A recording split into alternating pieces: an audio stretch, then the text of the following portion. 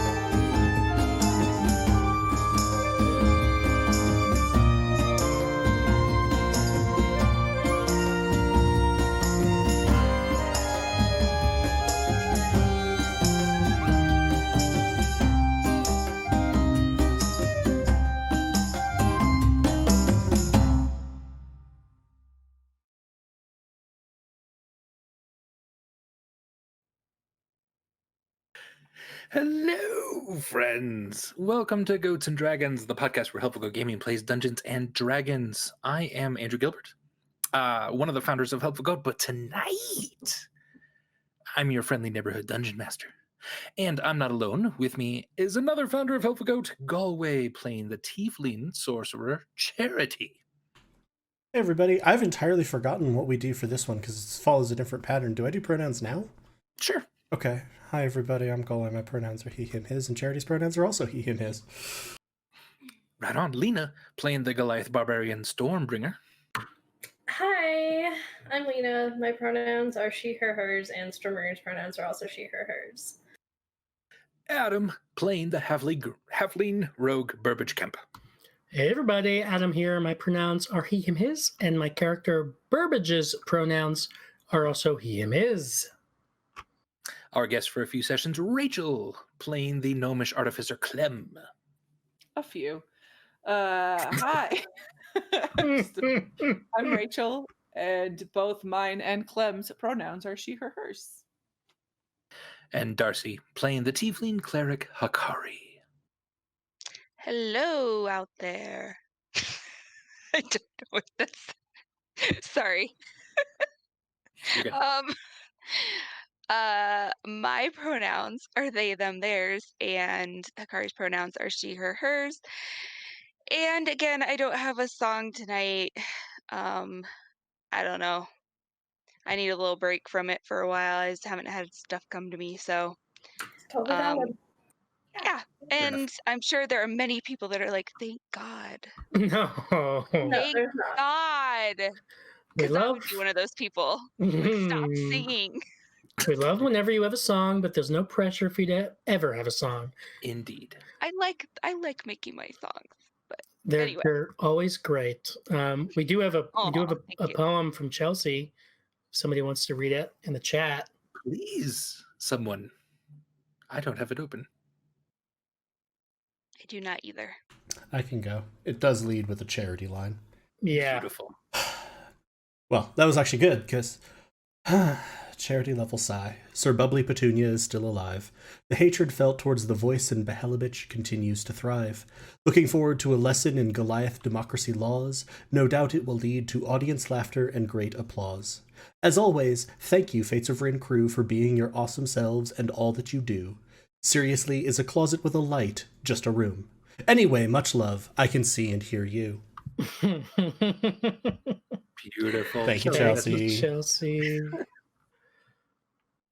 All right. Yeah. So you've found us tonight, and we are recording our podcast, doing a live playthrough on Twitch. We are affiliate, which means you can cheer and subscribe to us.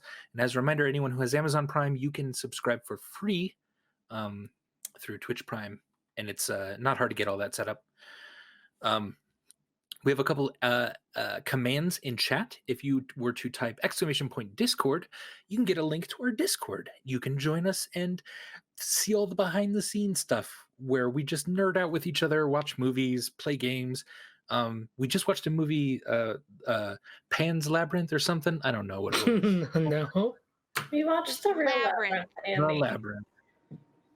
And it's good. Some people like it. I don't know. Whatever. Pan's Labyrinth is on our to watch list because we also made a really big movie list afterwards. We Oh, yeah. did. We spent like Ooh, 40 that's minutes awesome. collaborating to make a massive Yeah. organized list. So Brilliant. If you want to get in on that, !Discord in the chat. We also just play games. We also just, have fun and talk about shit. And the world is kind of crazy right now. So as it's been, seems like the last 4 years. So it is a place for us to just kind of unwind and chill and be around people that are loving and supporting. And if you are into that sort of thing, !Discord. Galway, would you talk about the donate command that we have tonight? Cool. You do this in a very different order than I do. So I thought I had a good long time because I lead with Discord because it's the centerpiece. Sorry, I'm like, I've got time. I can get this bite of pizza. Nope. Hey, everybody. Yeah, we here at Helpful Goat like to celebrate causes, charities, and groups that help provide support for those most in need. The charity we're highlighting at the moment is the Trevor Project, which benefits LGBTQ youth in America. LGBTQ youth are exposed to an enormous just range of issues, threats, etc., that a lot of people aren't, and that makes it a lot harder, for example, going through COVID-19 with the threat of unstable housing, lack of support systems, etc. So we encourage you to go check them out. And as always, we encourage you, if this is a cause that moves you or that you feel like you could get behind, we encourage you to look for a group in your local area that supports the same cause, that supports the same population, because there you have a lot of options. A lot of charities could use just, people spreading the word about them, that could use people volunteering to drive supplies around, etc. if you're being careful with COVID still, like our household is. I just said "our" and sort of gestured vaguely in such a way that it suggests that everybody here on the screen lives in the same house. Yeah. That'd be cool, though. We should get Help a Good House. I love all of you, but I'm just trying to imagine Darcy's all of us. straight up like, no. I just like picturing Darcy's camera clicks off, they walk away. No, we done. No, it's not that I don't love all of you. It had nothing to do with that. I just we need a encourage lot you of quiet time. reach out, find a local charity. Your donation of money, time, effort, anything else is going to go really a lot farther with them. And if there's not one or you don't feel comfortable with any of those, perhaps check out the national charities. Awesome. Thanks, Colby. So we also have !Ko-fi or KO-FI. We are entirely supported by our audience. And if you like what we do and want to see us do more crazy stuff, please give us some money for coffee or something. You can do that by !Ko-fi. That'll take you to our coffee page. And what we do is Adam's been working tons to put out the Goats and Dragons podcast, which also includes Dom and Dragons, where we played D&D with Dominic Monaghan. We're getting toward the last few episodes, I think, of that, which is exciting. And it ended so amazing. So that's really cool. We're also publishing in our podcast, Helpful Go Gaming Presents, the Adventures in the World of Tyr that Galway has been GMing. Those are awesome. And we've kind of just started the longer of the campaigns. There was a couple, like 1 or 2 shots and stuff every once in a while that creep into that world, but this is kind of the 15, 16 arc so far, and we still got more to go. 16 so far, I believe. 16 so far, yeah. And so we're just publishing those on there. And we have our YouTube page filled with all kinds of crazy stuff from us on there as well. And I'm super excited to announce that we'll be playtesting a brand spanking new D&D 5e module this weekend, tomorrow, the 27th at 9 p.m. Eastern on twitch.tv/helpfulgoat. It is called Athera, Lore of Athera, the Lost Druid. And it's a blast. I'm going to GM it tomorrow. I've been going through it. It's a cool world, and it's a fun story that hooks you just immediately at the beginning. So me, Galway, Lena, and Adam will be playing in that tomorrow. So please be here for that. That's going to be cool. And the reason we're playing this and playtesting this is because they have a Kickstarter that launches on May 2nd.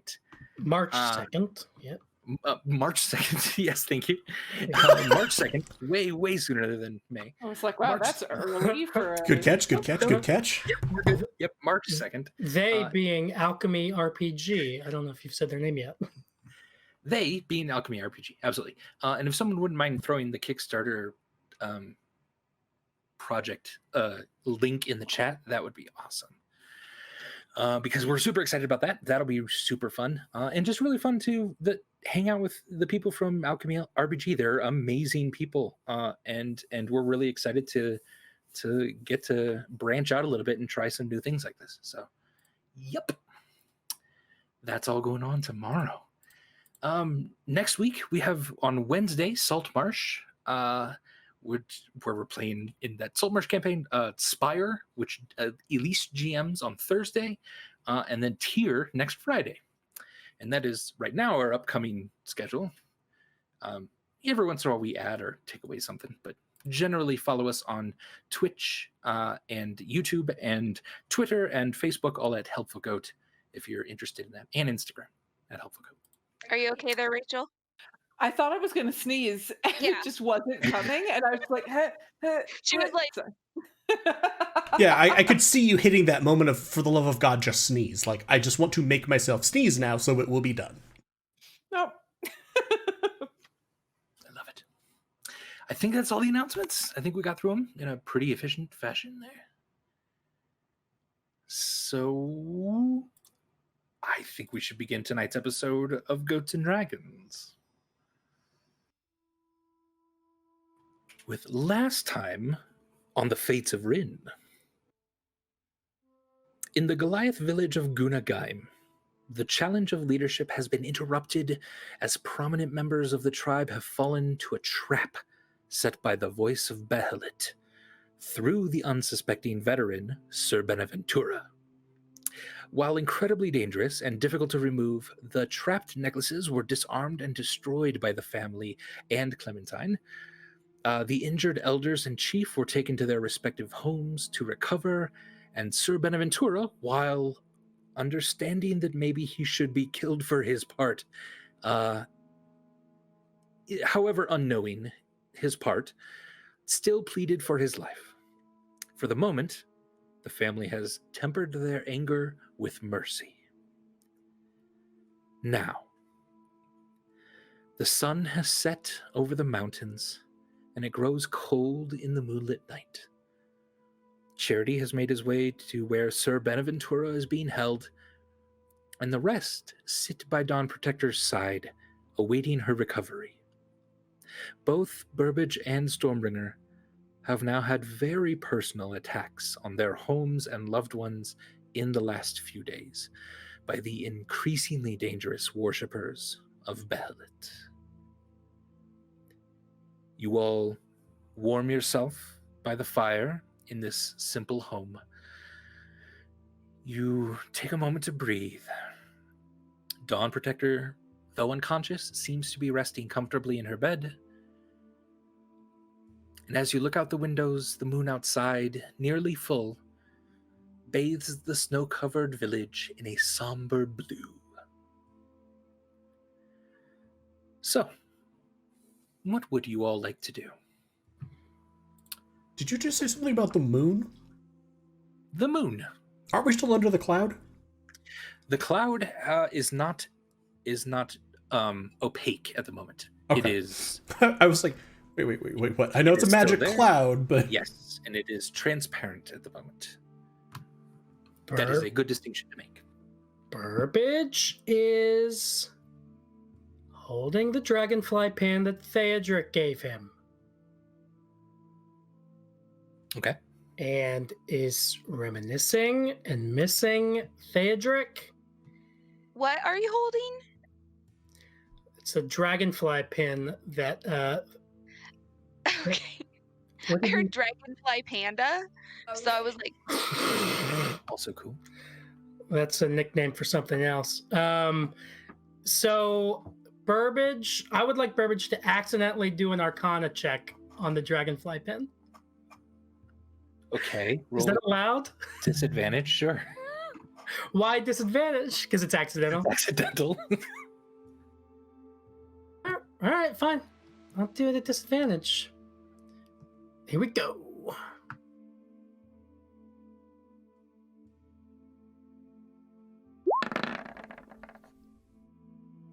11. 11. Burbage, you have been getting better at understanding kind of almost the mechanical nature of spells, of magic, specifically magic items. With an 11, you get the sense that this might be a bit magical, but you can tell nothing else beyond that. Well, probably Burbage will just kind of feel magically kind of connected with Theodric. It's a really positive, warm thing. I'm happy. Now I'd like him to do an on purpose Arcana check on the sweater that Stormbringer gave him. Oh, okay. Yes, give me an Arcana check. Burbage is just suddenly feeling He's okay. still wearing, right? I'm still wearing it, yeah. This is canon though, because like we're on the heels of like all these people were wearing necklaces and Yeah. didn't know that like they were fucked up like that. Yeah. What do I have that is, you know? All right, so an Arcana check? Sure. Regular? Yeah.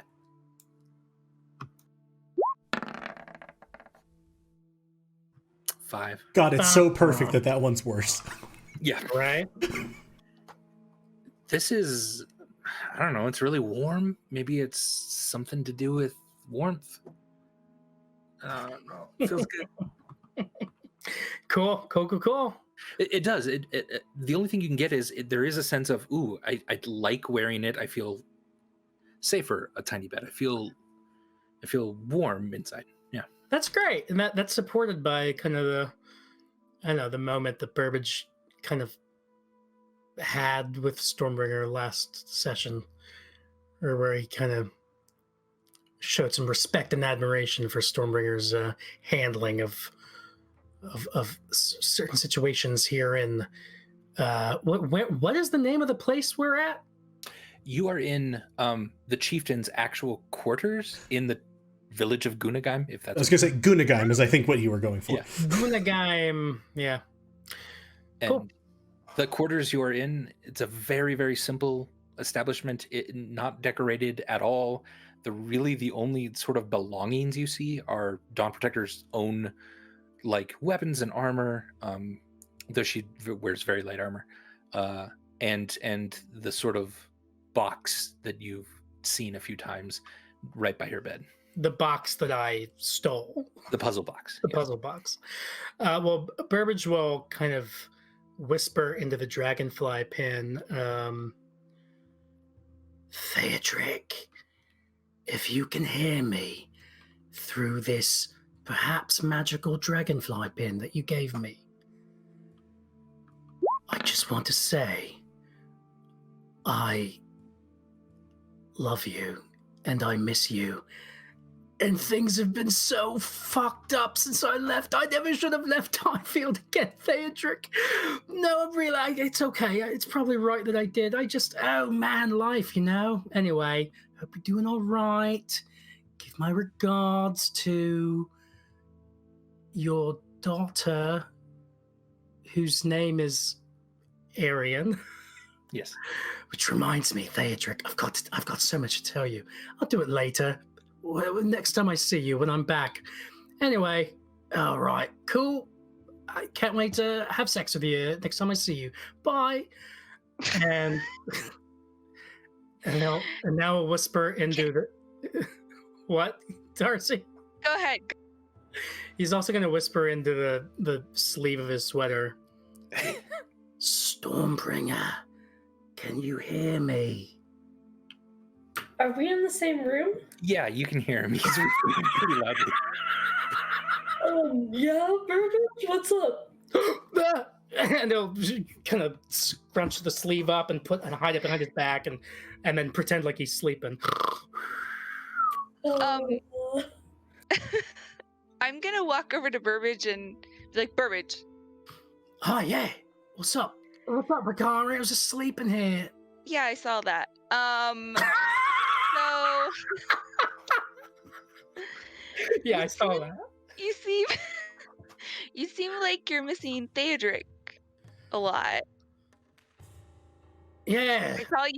I saw you talking and heard you talking to your dragonfly panda, and It's not a dragonfly panda. It's a dragonfly pin. I'm sorry, to your dragonfly pin. And so, I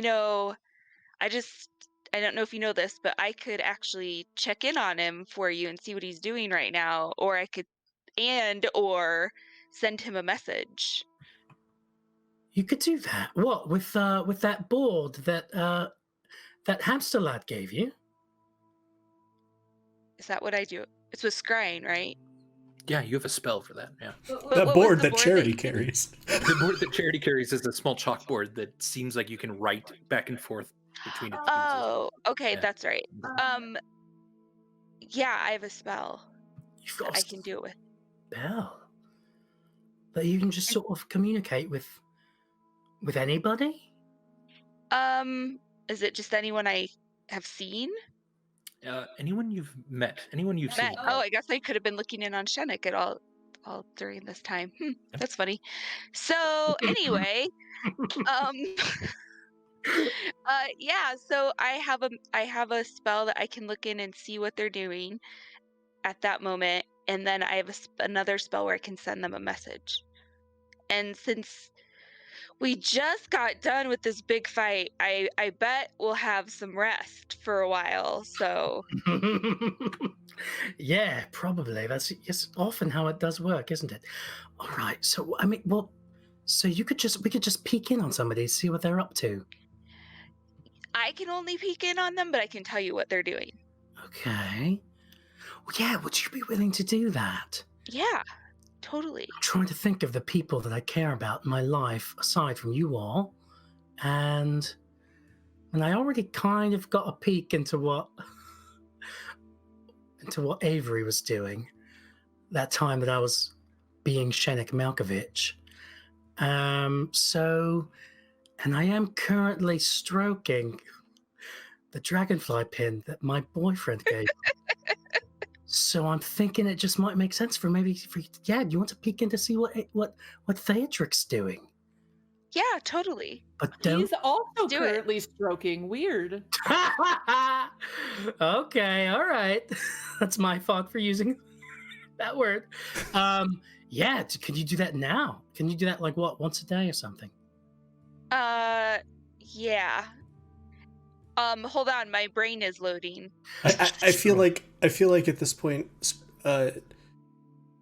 Hikari is going to hear in her mind, just for the bit, Charity's voice. So, one, we both know that we're extremely unlikely to actually get to rest. Two, could you remind Burbage to turn his pin off? He's just kind of broadcasting all of this telepathically.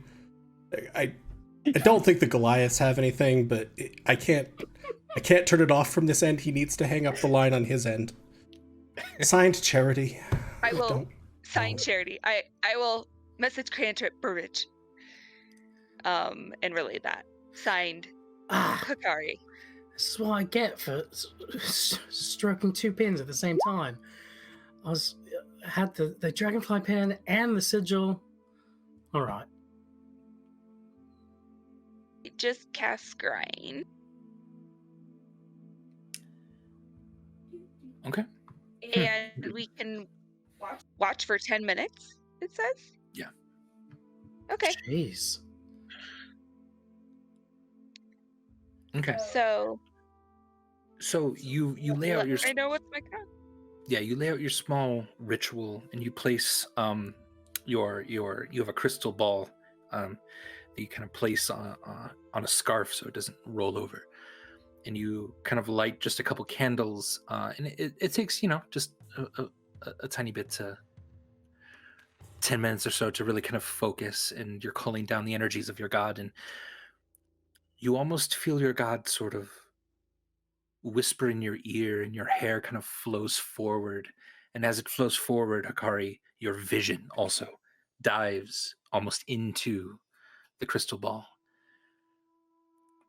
And you kind of are looking around, and you Strangely like a pensieve. Go ahead. you look around. You kind of recognize the room. You're in Theodric's room. And right now he's sitting on the bed, and you just see him kind of wipe a tear, and then kind of and then he steps out in the hallway, and he's met immediately by a small figure. It's hard to see, it's a little blurry when you're looking on other people, but probably it's Arian.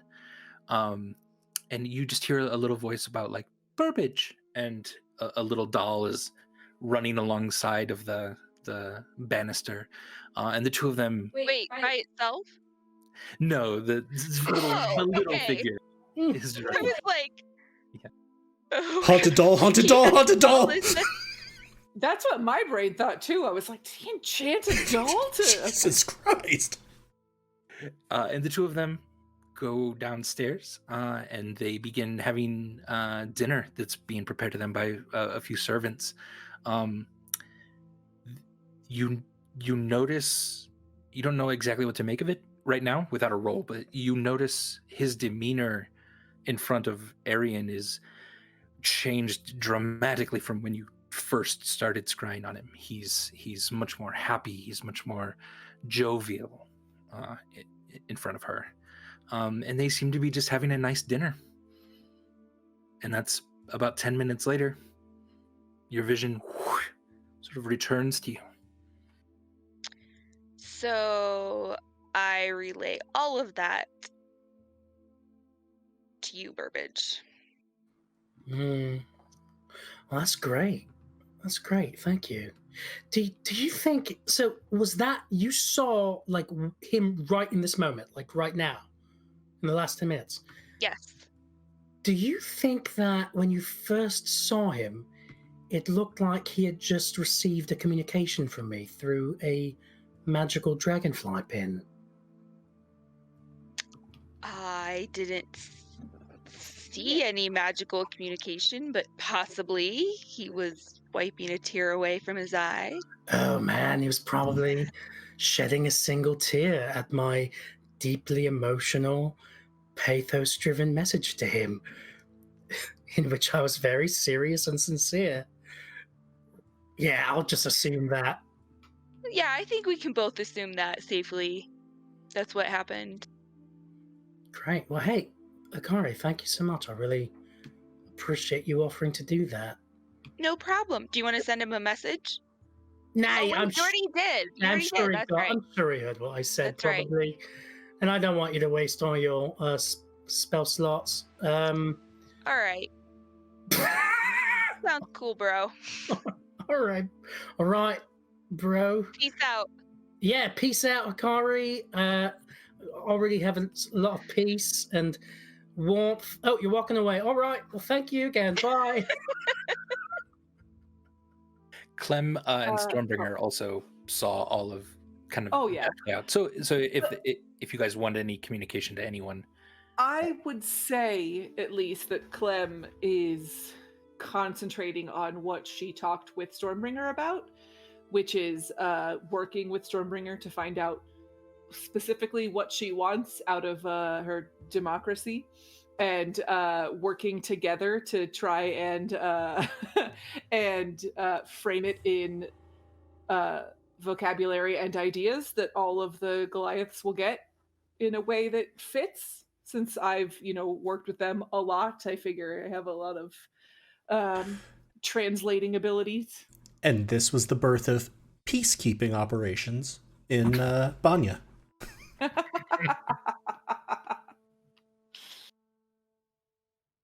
So yeah, I would assume that we're just spending this time like I'm taking notes and she's telling me all of her very, very many ideas about all the different types of democracy, and I'm just taking notes and then rewording them and trying to form it into something that is that Goliaths would be like, "Oh yes, that makes sense." Yeah, and we're doing a great job. They're going to have a really good democracy. Why don't one of you give me an intelligence check? I'm going to assume that should be you. Whomever. Can I get advantage because we're doing it together? Yeah, I'm aiding, I'm helping, I'm taking the help action. Yeah.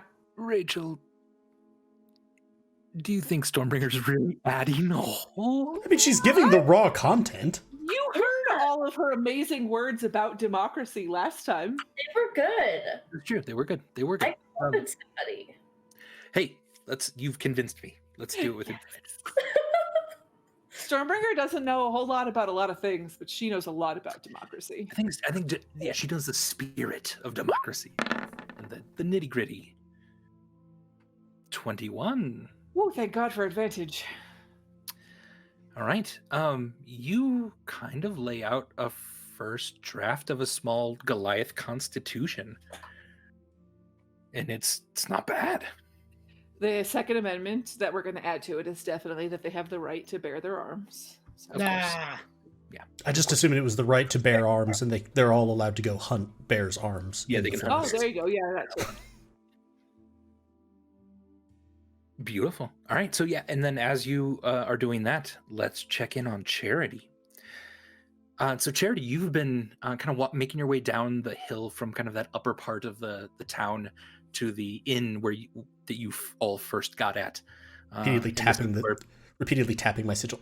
Just stop the broad. It eventually goes off. Yeah. And there's a Goliath standing kind of outside. This seems to be a protected area when you get to the inn. I'll sort of nod to them. And assuming they're not stopping me or anything, just duck inside. Yep. Is Sir Benaventura, although as chat points out, we've been saying his name wrong, is Bubbly Petunia downstairs or upstairs, or like, do I see him when I come in? Because like, from what I remember, the main room is like right in through the door, and then the rooms were upstairs.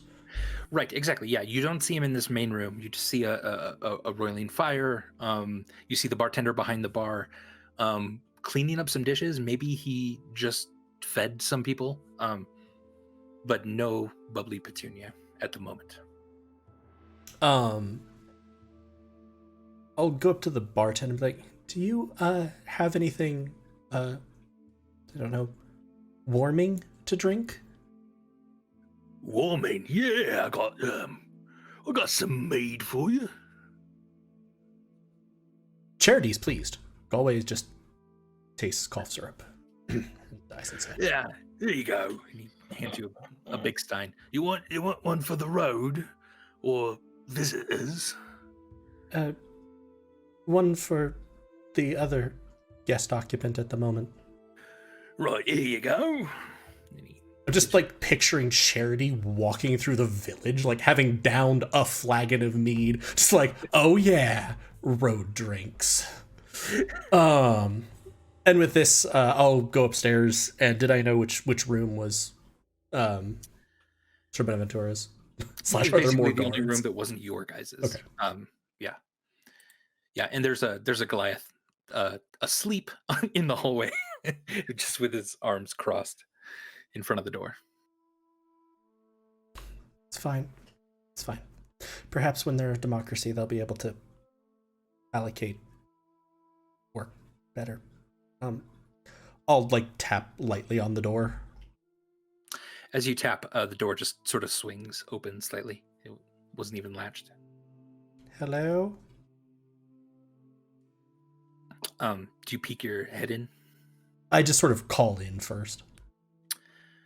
No answer at the moment then. I'll push the door open slightly. All right. It's a dark room. There's only a couple candles lit. The first thing you notice as you kind of push the door open is you see the bed, and right next to the bed is a pile of armor that has been just hastily removed. And as you move it open the rest of the way, you see a figure standing up at the window. Just sort of looking out over the darkening slope of that hill that leads to the rest of the village north. And as his back is to you, you notice he's wearing a blue tunic. The symbol of a white dragon circling a silver tree is on the back of it, which is the sigil crest of Bovalia, the city of Bovalia. And he turns his head slightly, and you recognize even just the profile of this man. It's Sir Beneventur. And just his head just slightly kind of cocks in your direction. And you hear his voice. They've already returned to their routine, carrying bushels and caring for the horses and carting lumber back and forth. It's like something terrible didn't just happen to them. And is it weird that it kind of makes me a little angry? I'm upset that they're not... that they didn't. And his head hangs a little bit, and he turns around, and... although it's probably for the best, they didn't try, of course. Do you have children, Charity? He's just kind of rubbing his chest a little. Not that I know of, but my memory isn't the best. Okay. I like Charity's version of "not that I know of." I was like actually very concerned, like, oh shit, I'm right. Yeah. Oh, man. Never thought of that before. He says, you must think it dishonorable of me to hold my own life so dearly. There was perhaps a time in my years I could have stared down what was coming at me without a twitch, maybe with a sneer. But children, family, obtaining such treasures forces out desires of noble sacrifice. All of a sudden you have these vulnerabilities walking around outside your chest. And he's just kind of quiet. I feel like as he's kind of gone through this like solipsistic like musing, Charity's gonna sort of look at the second flag to me and be like, nah, he's probably fine. And then just hand him that. He goes, it seems to me that you're angry because you wanted penance demanded of you. At a certain point, someone needs to. You grow old enough. It's just a series of moments you haven't yet died. It's weird. Does his demeanor seem very different to me than earlier? Yeah, he's slipped away from that sort of pleading for his life, very kind of energetic feeling to this feels much more depressive to a certain extent. Well, He's also much more pensive. He's okay, much more inward looking. Yeah. and is there like, are there just sort of chairs in the room? Yeah, there's a chair kind of by the desk over by the window. So having handed him his flagon or horn of mead or Yeah. whatever, drinking receptacle it is, Charity will sit down in the chair and sort of turn it so that it's facing him. And just because it's a deep cut, so I want to make sure that I kind of just want to flag this. This for Charity feels very similar to sitting in Burbage's apartment in Federo a very long time ago as Burbage stared out the window. And Charity's just going to sort of sit down and tell me, what have you been called? What have people called you? What things have they said about you? Oh, well, my time in the military, they called me Captain. Benaventura. My child, when they were young, couldn't quite pronounce it. They called me Bubbly Petunia. It's more lyrical. But, yeah. His child called him by his first name. He's Sir Benaventura.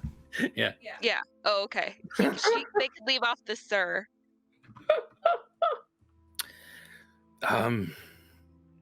And I'm sure much worse behind my back, but that's all I know. Names, roles, jobs.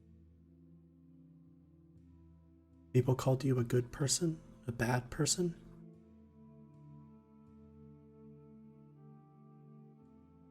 I imagine that depends on who you're asking. Most every action I've ever had, someone could either say I am good or bad, depending on the side you're on. Then I'll ask you.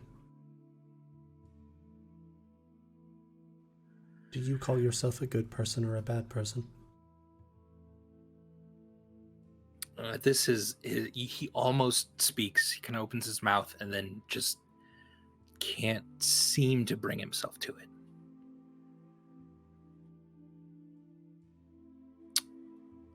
You know, I saw you in Westermere. I saw what all of you had done in that town. You killed the stable master before I had a chance to talk to him, which, don't get me wrong, is probably for the best. Deadliest creature in existence. Sorry. And I have to admit, I thought you bad people just burning half a town and running. And I suppose it depends on who you were asking at that moment, whether it was a good or a bad thing. Good. Your answer speaks well of you. Too much certainty as to whether you are good or bad leads to unfortunate things. Why were you seeking the stable master? He was on my list. He was... I was meant to find people for the war. I was meant to find strong people, and he was near the top of that list. Who provided you with this list? The royalty of Vagelter, the royalty of Gesundheit? Gaholnia itself. Oh, okay.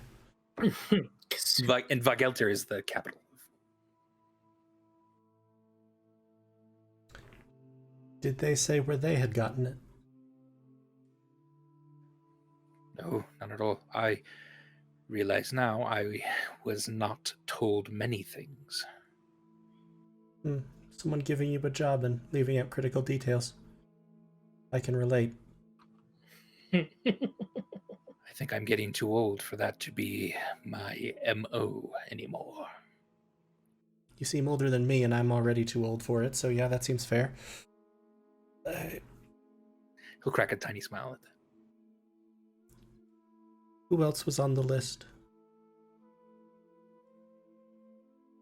Well, the top was Israk Devere.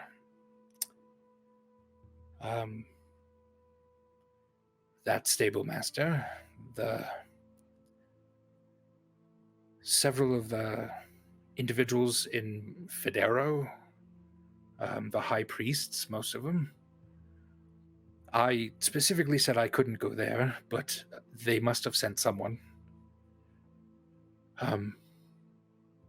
I heard about the Goliaths and told them that I wanted to go there, and so they added them to the list. But yeah, it's not something I want to continue doing. And were you given a necklace for all of them? I was specifically given necklaces for the Goliaths. I asked for a gift for them. And several priests of Borir suggested this, and I thought them pretty and simple, and that they might make good gifts, and I was wrong. What do you know of Borir? He's one of the patron gods of the royalty of Goholnia. Many Goholians, out of fashion, almost more than anything, worship him. He's the god of order. The twin god of Eris, the god of chaos. That's all the sort of school learning of him I know. I don't quite have a personal relationship with any deity. And have you heard of one called Behelit? The kindly mother. The kind mother I have heard of, yes. Gods go by so many names these days. Yeah, it's also hard. kind mother's a little bit of a misnomer, just as a note. I heard someone say the voice of Behelit was that ghostly figure. Yep. Sure was. One could say that if Behelit / the kind mother is my former employer, that was my former manager. At that, he actually sort of looks at you with a look that gives you the sense of, it's almost like recognition. Like he sees something now in you that he couldn't quite place. And he seems to soften a little bit, and his shoulders drop just a tiny bit. What are you all caught up in? What am I now caught up in? What is this? A game played by gods with mortal lives and no regard for our continued existence. How do you play a game against gods? Primarily, you cheat. Because they cheated from the start. The dice are loaded, the table is not even. Refusing to play condemns the world to death. So you bite and scratch and claw for anything you can.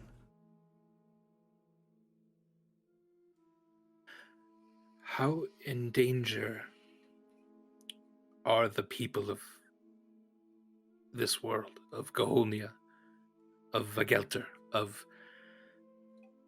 Fuck it, I don't care. How in danger are my family in all of this? On a scale of 1 to 10, Yes. they're going to need bigger numbers.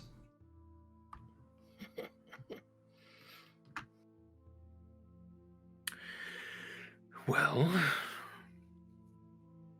what are you doing about it? Do you have friends?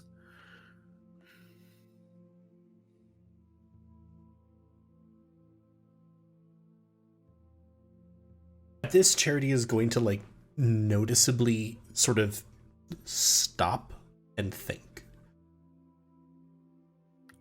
You can't be alone in this endeavor. It's a game. Stack the deck in your favor. Problem is, it's a game that, just like you, we only discovered we were playing when we'd already been playing it, and there are a number of others who have also been playing it, and each of them is trying to, as you put it, stack the deck, load the dice, tilt the table in their favor. And through it all, the questions of whether that even matters in the scheme of it, but there are some that I would trust with it, mostly the family that I travel with. Some others that have pledged aid or shown aid.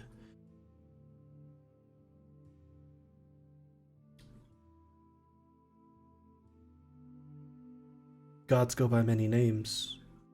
It is hard to tell even how to strike.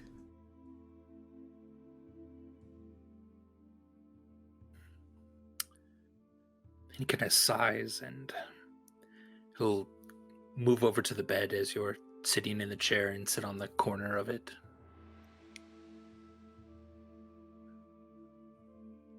Listen, for what it's worth, for whatever my life is, if in the future you can learn to trust me, you have a friend.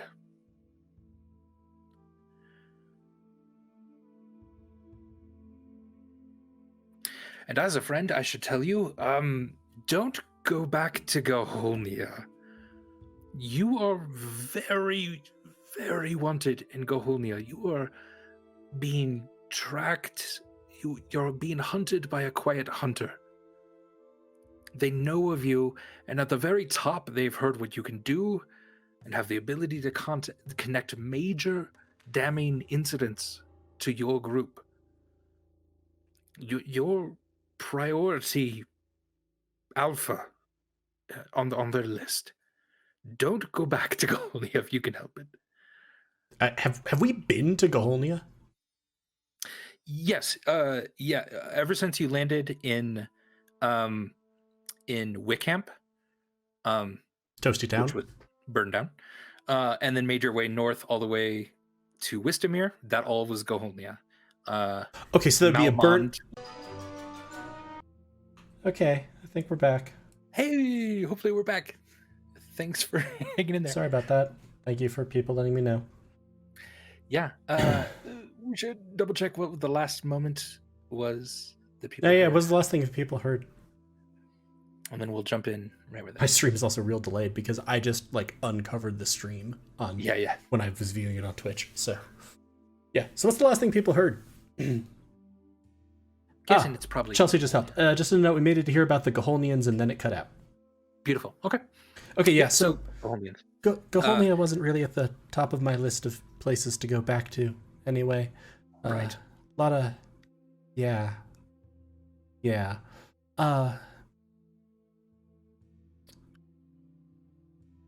If you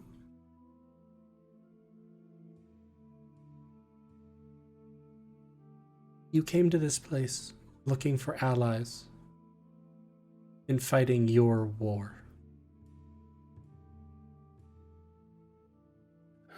My war, someone's war. I do not know, and I understand, and I think that your method was preferable to merely gaining personal power, but that is not the request that I would have of you.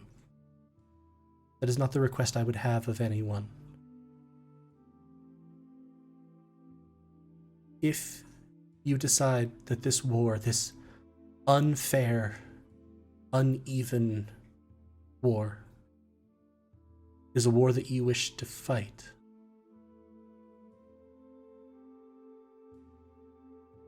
go to the town of Cliffmill. Find a woman there named Aideen Greygust. She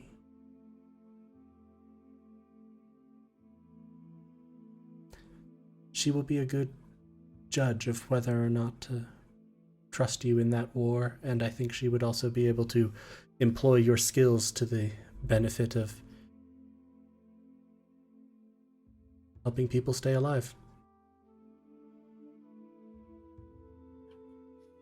And if I might ask something of you, it's a long shot. But perchance, if you ever do find yourself around Vagelter and you are safe, if you wouldn't mind, and he stands up and he rushes over to his bag, if you wouldn't mind, could I impart a couple gifts on you to give to my family? Keep in mind, my immediate context for your gifts, not great. Yes. Did these also come from sketchy no. priests? Okay. No, I found these on the road. I would give them to my own family.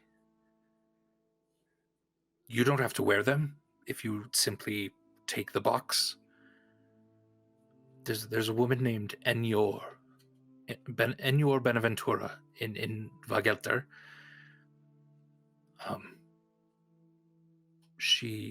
If you could give these to her, I don't know. In my path of wanting to make things right, I don't know when exactly I will get back there. But I also can't go back there until I make things right. Does that make sense? Yes.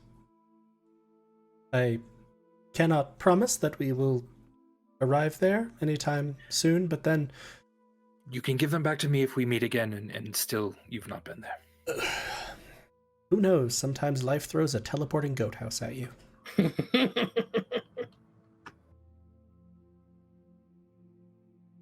I thank you. As I said, if you seek out Cliff Mill, Nadine Greygust, tell her that I sent you. You can trust her to speak of this. She is the one who asked me the question that I asked you. You've done bad things and you choose to make the next thing that you do good. What does that make you? Maybe I'll find the answer to that. Perhaps. Oh, perhaps this will come in handy. And he goes over to his armor and sort of shoves off some of the plate mail and pulls the cloak that he was wearing. This is a Gohulnian captain's cloak. If one of you are wearing this, no one will question you.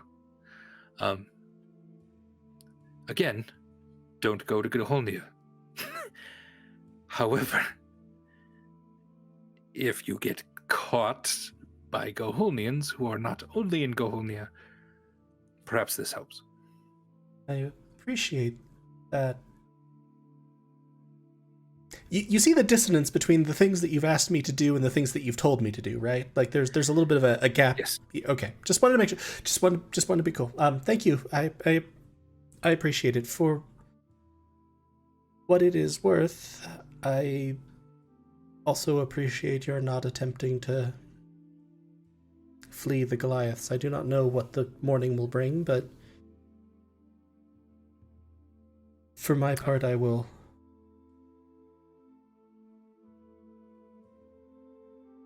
vouch for you for whatever that worth has in a Goliath. Oh God, I just started picturing a Goliath court of law. Yeah, okay. That could get weird, but we'll see tomorrow. Am I gonna have to arm wrestle someone for freedom? I really legitimately don't know. But it means more than you know that you've been able to show a bit of mercy. I will not forget it. I appreciate it. I will bid you good evening and seek my family. He'll kind of step over to the window again as you close the door, latch it this time. Andy, had you said yes. something that there's something about bubbly petunia that was Bovalian in nature? He was wearing a tunic underneath his armor that was the blue, white, and silver of Bovalia Okay. and the crest of the Bovalia city. Cool.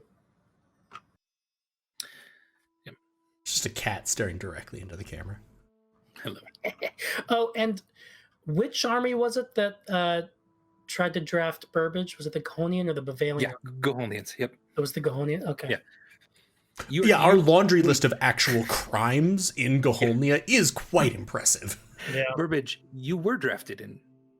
It's not that they tried. You were drafted in, and you were sent to the front lines. Yeah, well, they tried to draft Burbage. They drafted Burbage. They drafted who they think is Burbage, yes. We didn't change the name on the form. We changed the body that went with the name on the form. Oh, and hey, watch the one-shot got booted incident for more information on what happened with that. Indeed. That's funny. Yeah, all right. Anything else, Charity, in the inn, or would you head back to your friends? If they're all staying in the Chief's Lodge, I would. If I didn't see them back in our rooms, I would head back up that way. Okay. As soon as I walk in, I'm also going to go, hey, who wants to see if these items are actually, tools of a malicious deity? It'll be fun. Oh, I do. I've been trying to do Arcana checks on all of my shit all evening, and I just don't know if I can get a real handle on it, I mean, I can help if you want it. Charity's just going to look at... Charity's just going to look at Burbage. So, you've had long-standing questions about whether the items you're carrying are magical, and you've never once asked me if they were in fact magical. Or like long-standing suspicions. Charity is just going to flicker his wings on and off repeatedly. And you didn't... Real magic! In case you didn't notice, Charity, we've been a bit busy, haven't we? How, when's the last time we had some downtime where we were able to just... Charity's gonna look at the cloak. Do I think the cloak is magic? The cloak? Oh, the captain's cloak. Probably not. Just off the top of your head, but you can make an Arcana check. Gonna add a D4 from guidance. Guidance makes you or your friends better at things that you tried to do. Use it early, use it often. 22. 22. Yes. You are pretty sure it is not magical. This isn't Nicely magic. made. See how quick? Charity's gonna sort of toss it over onto the luggage pile. Yeah, Clem, here, Burbage. You might have already looked at these. I don't know. They're from Sir Beneventura. He wants us to give them to his family if we ever go to the capital of Gaholnia. Vogel something? I don't know. I kind of stopped listening to some of the details because I was really more concerned with the big picture stuff. Also, it was a little confusing because this came after repeated warnings that we should not go to Gaholnia because there's a quiet hunter hunting us. So that's fun. So he was warning us, don't go to Gaholnia. But also if we end up there. Could you drop these off to my family? Oh, God. Are these the boring things that I found? Yeah, the wooden dagger. By the way, I didn't even recognize the name of his child. It's apparently some girl named Lily. Totally irrelevant to her story. So, how great is that? All right. Wait, where did you hear his child's name? He messaged it to me using the sigil out in the Guggenheim Yep, the Guggenheim. Yep. Square. Oh, there was the child that you kept asking the name of, and they like horses. Yeah, I just randomly got the suspicion that maybe his child was like Chip or something, because Chip was a child who was trying to steal horses. I didn't write down Chip's name, so I looked it up in my notes and I just have all this info about him, but not a name, and it was really not helpful. Oh yeah, his name's Chip, but Bubbly Petunia's kid's name is Lily. Okay, we got some. Is his kid a flower? You realize that people can go by more than one name, especially when they're, and I know that this is going to be a stretch. Hold on. I know that this is going to be a stretch, especially when they're trying to hide their identity. Charity. Hey, Charity. Charity. Yes, Stormbringer. I think his kid might be a flower because he didn't want to say any pronouns for his kid ever, and we've met a lot of doom lilies, so I think his kid is a doom lily. You know that I'm not a small citrus fruit because my name is Clementine, right? You should not have pointed out to her that that's a word for a small citrus fruit. That was shit. She knows now.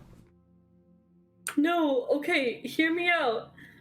We've met a lot of doom lilies in our travels. They're called lilies. His child is named Lily, but he didn't want to give us any information about his child. So I think his child is a doom lily. Met like they were sentient?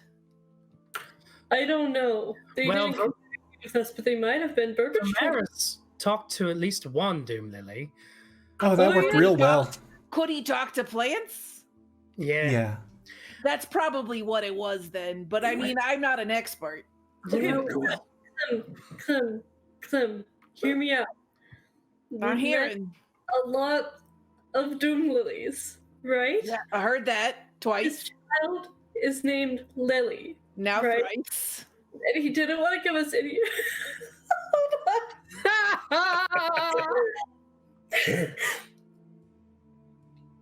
And he didn't want to give us any information about his child, right?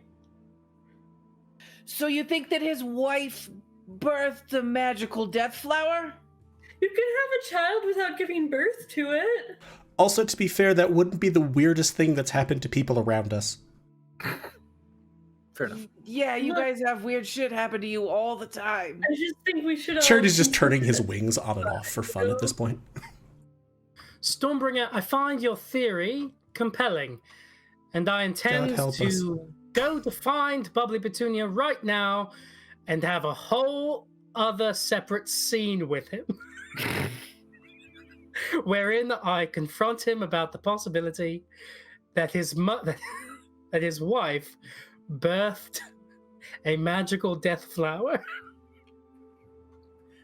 Why not? So, It sounds like a fairy tale or how something. well do you do with, say, being tossed from second-story windows? Because he's pretty well disposed to us, but I think that might get you chucked out a window. By the way, Clem, here you go. Check these out for me, would you?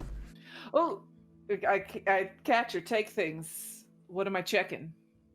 Oh, the boring presents. Necklace and a boring necklace. Should I roll 2 Arcana checks? Or? Sure. Or unless you have identify or something, but I will help Clem with this. okay. I just Advantage that I the sure two of you are don't. working on it. I also realized that because of oh no, we're exactly the same. I was like, because of oh no, wait. I'm actually better at this than you are. Yeah, I only have +4. I don't have proficiency in Arcana. And I have a very high proficiency bonus at this point. Yeah, well, it's good, Clem. You're looking them over. They don't appear magical at all. You're pretty so confident. These are pretty not magical. That's about as far as I got. That's fine. I just didn't want them to, suddenly become conduits for an evil god. Ha ha ha ha. Because that happening once in a month is enough. All right, Charity. In the interest of having sort of a little workshop here on doing Arcana checks on potentially magical items, here, you do an Arcana check on this dragonfly pin, which I think might be magical, but I'm not sure, and you give me something of yours to do a magical check on, and you can sort of give me pointers afterwards. So give anything. Maybe how about that funny mask I gave you? I'll try to do an Arcana check on that. You do a check on the dragonfly pin. They're both gifts that we got from people who love us. Okay. Again, You made the mask sound as sketchy as you could because you met an old man on the road who convinced you to purchase it for me shortly after we had almost been murdered, and you were just like, "You're right, I should buy." You sounded brain. Okay, yeah. Check him out. Which is why I have a suspicion that it might be magical. I can do a thing where if I do a history check on magical items, I can add double proficiency to know about them. Yeah. Called Artificer's Lore, but I don't know Sure, if these yeah. are those kinds of items. Does that come before or after the character like knows for sure that it's magical?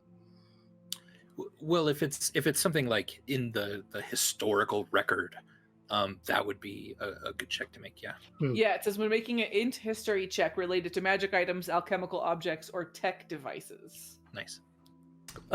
Charity's gonna sort of hold the pin and like look at Clementine. You want to just help me out with this? Yeah. Since this thing actually could be magical. So I'm gonna make Arcana check with advantage then. Sure. Yeah.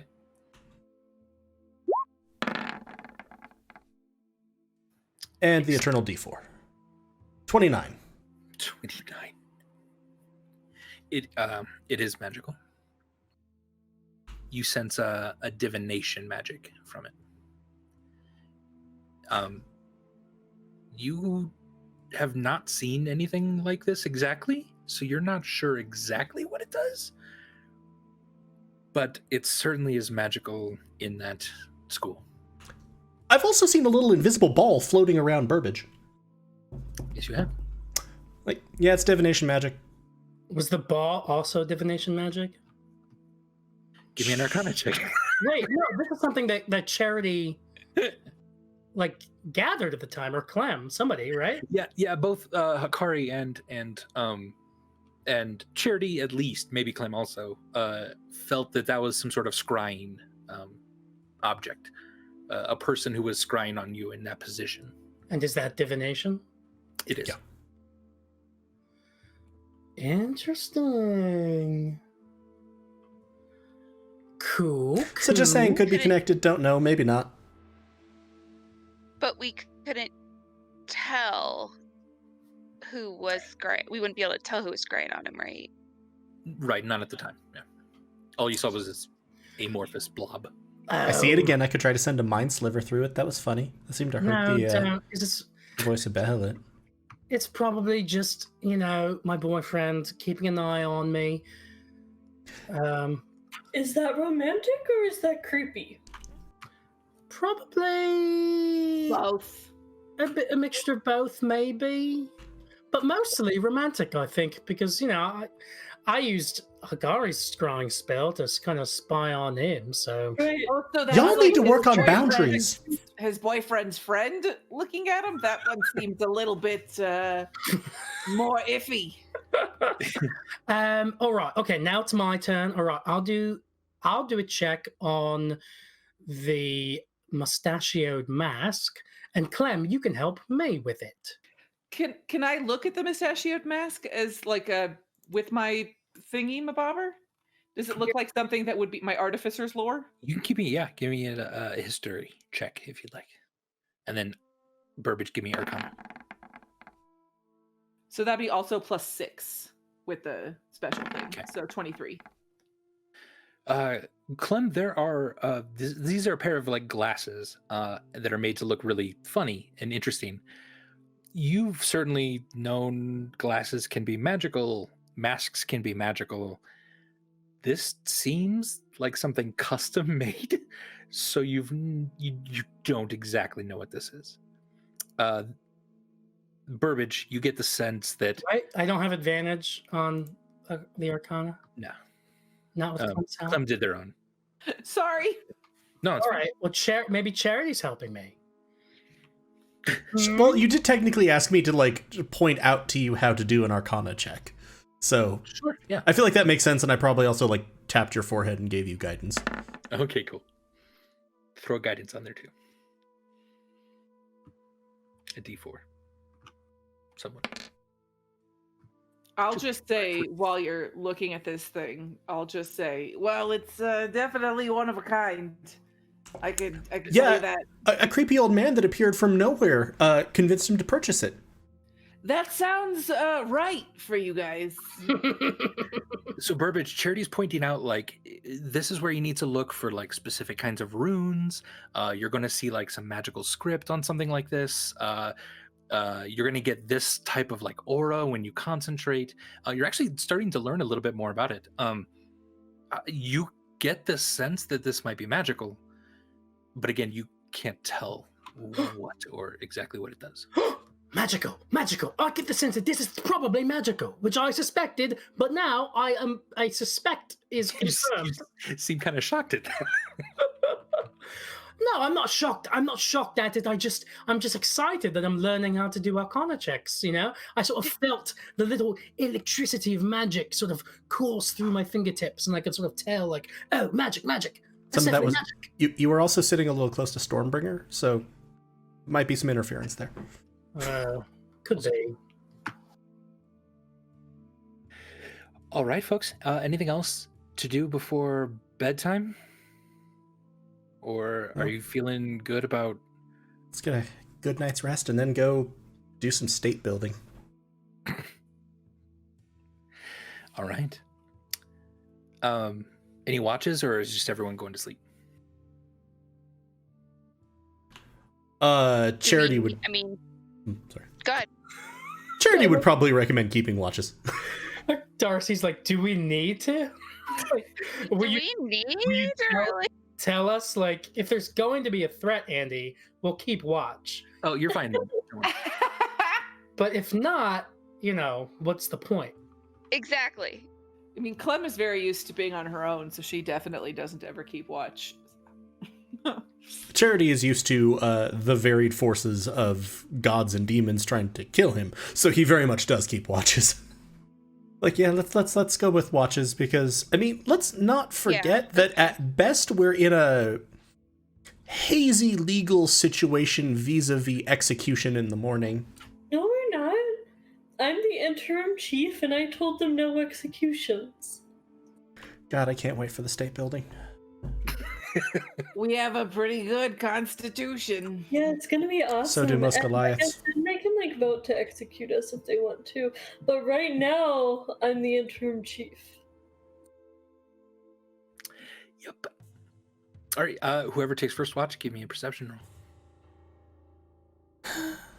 Why did the Charity will music- take first watch. Perception, you said? Yes, please. I shouldn't have had advantage on that, but 20. 20. Yeah, let's go first. So very little happens at night in a Goliath town, really. Everyone has gone to bed. Everyone understands the importance of a good night's sleep. You do see a deer kind of off to the right, on the sort of outskirts of the village, and you see it for like 5-10 minutes, and then it bounds back up the slope, kind of out of the valley again. The moon is still pretty bright. You feel pretty confident. Nothing else is going on. I'll wake Stormbringer up probably next. Okay. Oh. Saw a deer. Moon pretty. Sleeping now. Perception check. 18. 18. Probably about an hour into your watch, you're getting bored and your eyes are getting heavy, and there's just nothing to look at, and you're really confident that nothing's going on. You know this town. You know this room. You know this building really well. You know how to sneak out of it very well. You feel a tap on your shoulder about an hour in, and you turn away from the window, and Dawn Protector's standing there, and she says, "Come on." I thought you weren't supposed to wake up for a while. I think you know me better than that. I'm pretty amazing. No, I wrote down specifically in my notes that you're not supposed to wake up for a day. Can you prove to me that you're Dawn Protector? Those are weird notes. I can prove I'm Dawn Protector.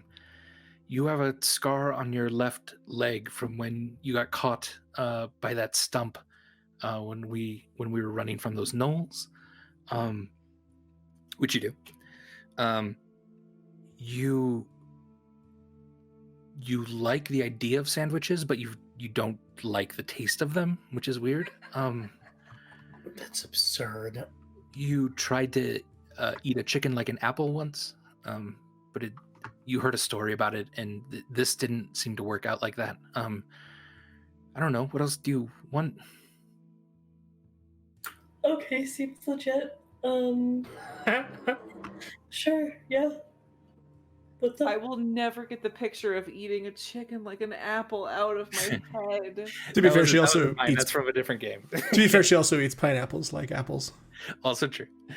But yeah. So do you? Again, you can sneak out if you want. I'll give you advantage on a stealth check if you want to try to sneak away.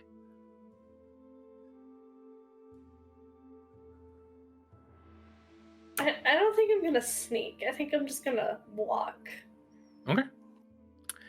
In that case, probably Burbage, you wake up just a tiny bit there, and you see Dawn Protector and Stormbringer heading out the door quietly, but not like sneaking. And it's definitely Dawn Protector, right? Look like it. Yeah, look like Dawn Protector. So There's not another Dawn Protector lying in the bed. you could go check. Yeah, I'm gonna check. Yeah, you slip into the room. There's no one in the bed. Again, it's just that box in the corner at the foot of the bed. Nothing else. Yeah, Burbage will look steadily at the empty bed, turn his gaze out at where Dawn Protector and Stormbringer left, turn his gaze back at the bed, slowly gaze at the puzzle box. Okay. Yeah. I feel like in 6 hours, Charity wakes up and just finds Burbage slowly looking around the room. Looking like tired as hell. Like, what happened? His gaze will linger on the puzzle box, and his fingers will itch just a little bit, and then he's gonna slap himself. What are you thinking, Burbage? Don't do it! Don't do it, Idge! All right. Well, I guess I'm up. Supposed to be keeping watch. Maybe I'll just... Yeah, I'm gonna sneak after Stormbringer and Dawn Protector. Right? Yeah, that's what I'm gonna do. Yeah, I'm gonna follow him sneaky like. All right, you're talking to yourself again, Burbage. It's okay. Just go with it. It's all right. All right, let's go. Some of us are trying to sleep. Give me a stealth check, please. Stealthy talking to yourself. Oh yeah. I will use my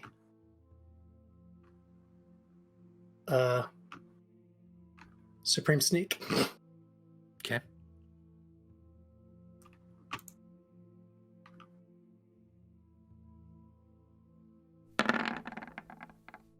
$32. Fucking Jesus. He was never there to begin with. You can go out any window, any door. You can go out the roof if you want, whatever you want. Cartwheels. You can cartwheel out of here. The roof? Yeah. Just like punch a hole through the roof? Superman jump.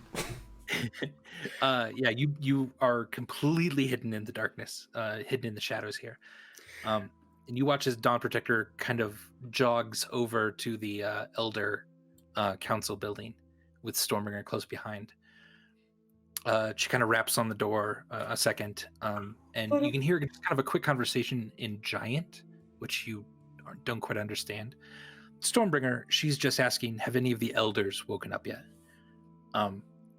And the old lady there says, one of them, yes. And she says, well, bring them quick. We need to finish our contest. What are you doing? Okay. So she'll disappear in, and then... Did you want to say something, Stormbringer? What are we doing? It's the middle of the night. No, I know. I think you beat me in this first round. So thought we should settle the score tonight. And Elder Pain Whisperer comes up to the front and kind of stands on the stoop, huddled in a large blanket. Dawn Protector kind of quickly explains that she's going to be a witness to this. And then she looks to you, Stormbringer, and says, feats of strength. What's the next one? Would you like to arm wrestle again?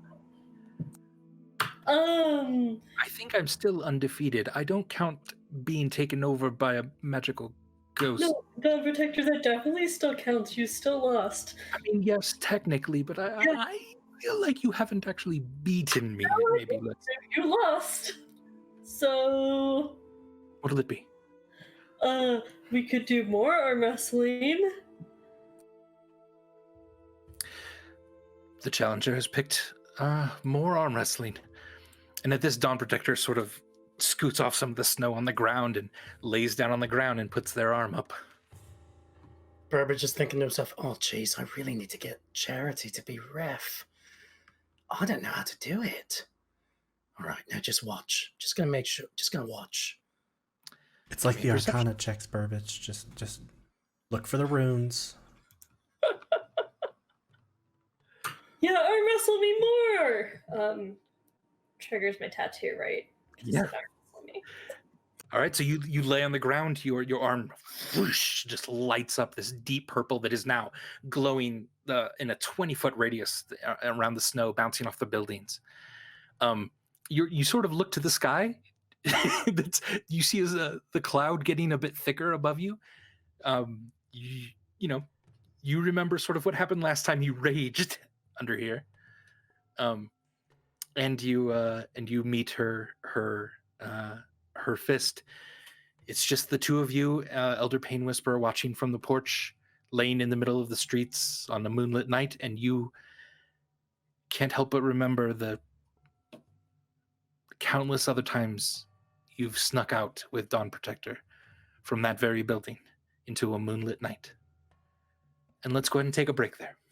Does the 32 stealth extend to the popcorn that Burbage is eating?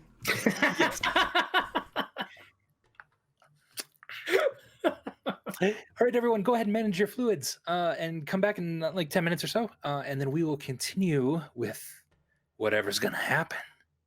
Presumably arm wrestling. Possibly Presumably. ghosts. Be back in a minute, everybody.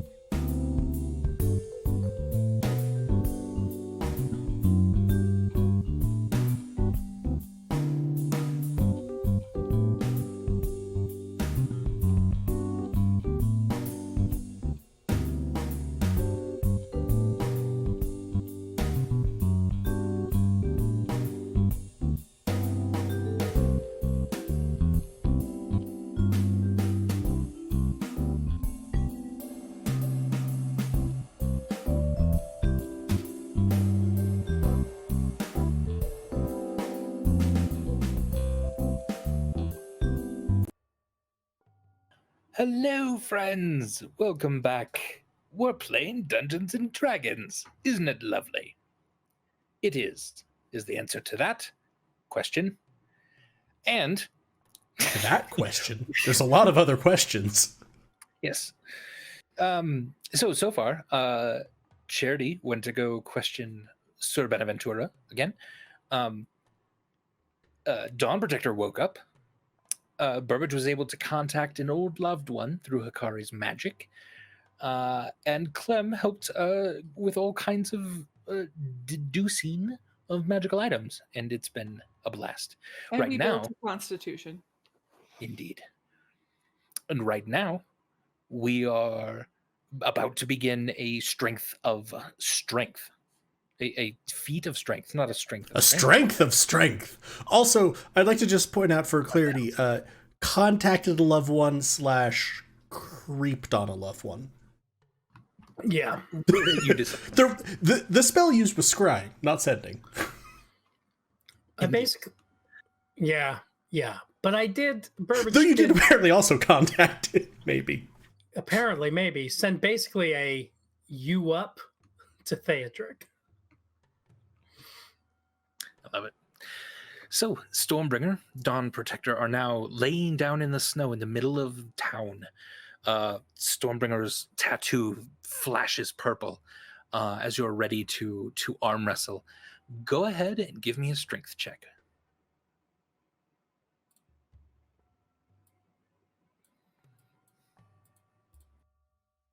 I'm not sure if anyone could hear you.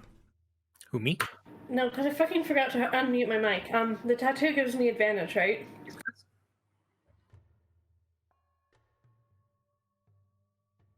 Is this athletics or strength? Athletics, we'll say. 16. Yeah, so you're really trying your best and you're starting to make headway. Give me another one.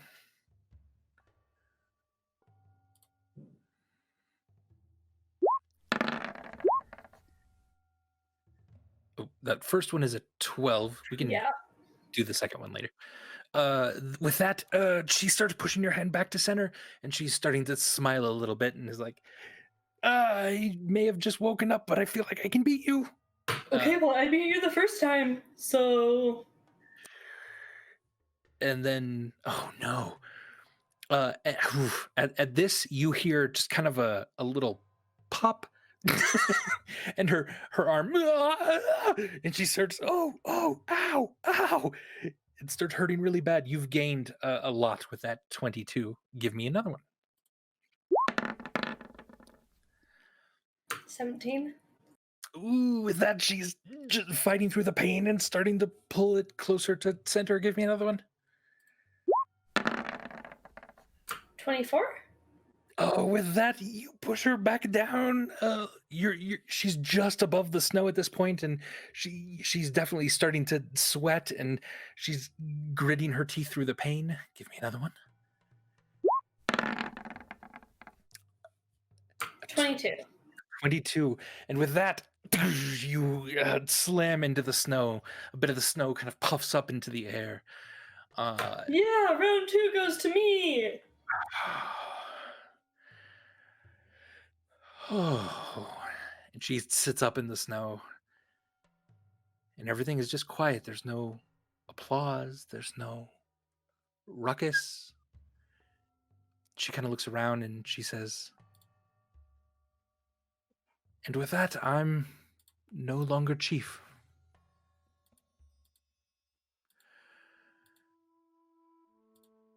Well, maybe we should go in. I think I'd need a little more rest. Help me up? I'll help her up. You weren't even supposed to be up yet. You're supposed to sleep for a whole day, Charity said. Well, sorry to disappoint Charity, but I did not sleep for a whole day. I slept for exactly what I needed to. That made sense. If you didn't want to be chief, you didn't have to try to trick me into being chief. You could have just said you didn't want to be chief to them. Stormbringer, it's not that I don't want to be chief. That's not what what's her face told me. Let me explain. Come inside. Okay. She's really hurt. Like her arm is really hurting her. She's like holding it and kind of putting it in a little bit of a sling in sort of the shirt she's wearing. And she'll step inside again, and she immediately kind of heads back to the bedroom. Do we see Burbage on our way in? I didn't see him at all. Are you following Burbage then? Well, Over very quickly. The elder just immediately was like, "Well, okay," and walked right back inside. I mean, can I have Burbage do an insight check on everything he saw just Mhm. now? Like, does he get any kind of weird, dangerous vibes from Dawn Protector, basically? Is he despondent about the state of politics and amongst the Goliaths? So, okay, and now I want to use something that I always forget that I have. Okay. Which is reliable talent. I've refined my chosen skills until they approach perfection. Whenever I make an ability check that lets me add my proficiency bonus, which Insight does, I can treat a d20 roll of 9 or lower as a 10. So that 5 becomes a 10. Wait, did Yep. Roll20 already There's- do that? Yes, it did. Yeah. I'm like, you have a flat 10 added to this. It was a 10 plus 5 plus 1. So Roll20 knows that I have reliable talent and Yeah. applied it? Yeah. Mhm. Oh, that's so cool. All right, neat. Then it's a 16. So a 16.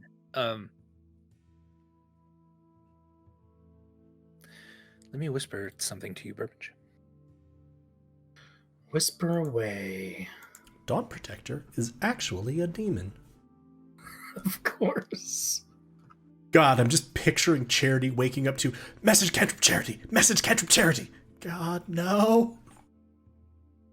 Let me sleep. Yeah. Burbage is gonna message Cantrip Charity. Message Cantrip Charity, message Cantrip Charity. Fuck me running. Yeah. Can you help me make some more popcorn? I'm out of popcorn. You're also out in the cold. Oh, all right, I'm gonna come back inside. Is there corn kernels? Do you have any corn kernels? I know you've got fire spells that you can use to help me make popcorn. All right, I'll just talk about this more when I get in there. As See you in a moment. as like an eye cracks open because I've been woken up to like message cantrip Charity, message cantrip. You're going to see a puff of silver flame, and thaumaturgy. All of the shutters and the doors are going to close. He's asleep. Not like Uh, locked or you can get in, but Yeah, Burbage, Yeah. Probably just wait to try to like pop him backwards though. Burbage goes in and he'll look around to see if there's any popcorn already made. Stormbringer, did you go back in the bedroom with Dawn Protector? Yeah.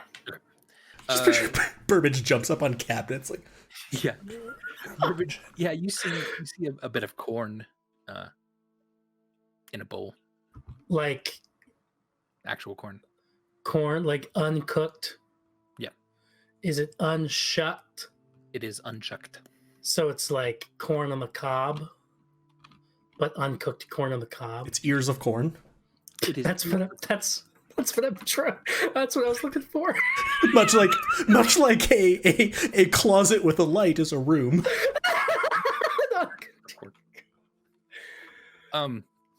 Stormbringer, yeah, she sits on the edge of the bed, moves the puzzle box in front of her and says, it's time for me to teach you how to open this. I thought we were gonna talk about how you didn't want to be chief. I can't talk about it is sort of the thing. Okay, I don't know if I want to be chief if it's gonna make it so I can't talk about things. This is really fucking sketch. But you'll know things. And once you know them, I think you'll understand what's going on a little bit more. I don't think you me knowing things doesn't actually do anything, Dawn Protector. Stormberger, it's not that I didn't want to be chief, it's that you need to be. But I'm starting a democracy. Clem and I already outlined it. It's really good. We wrote a constitution, That is fine. which is different from having high constitution.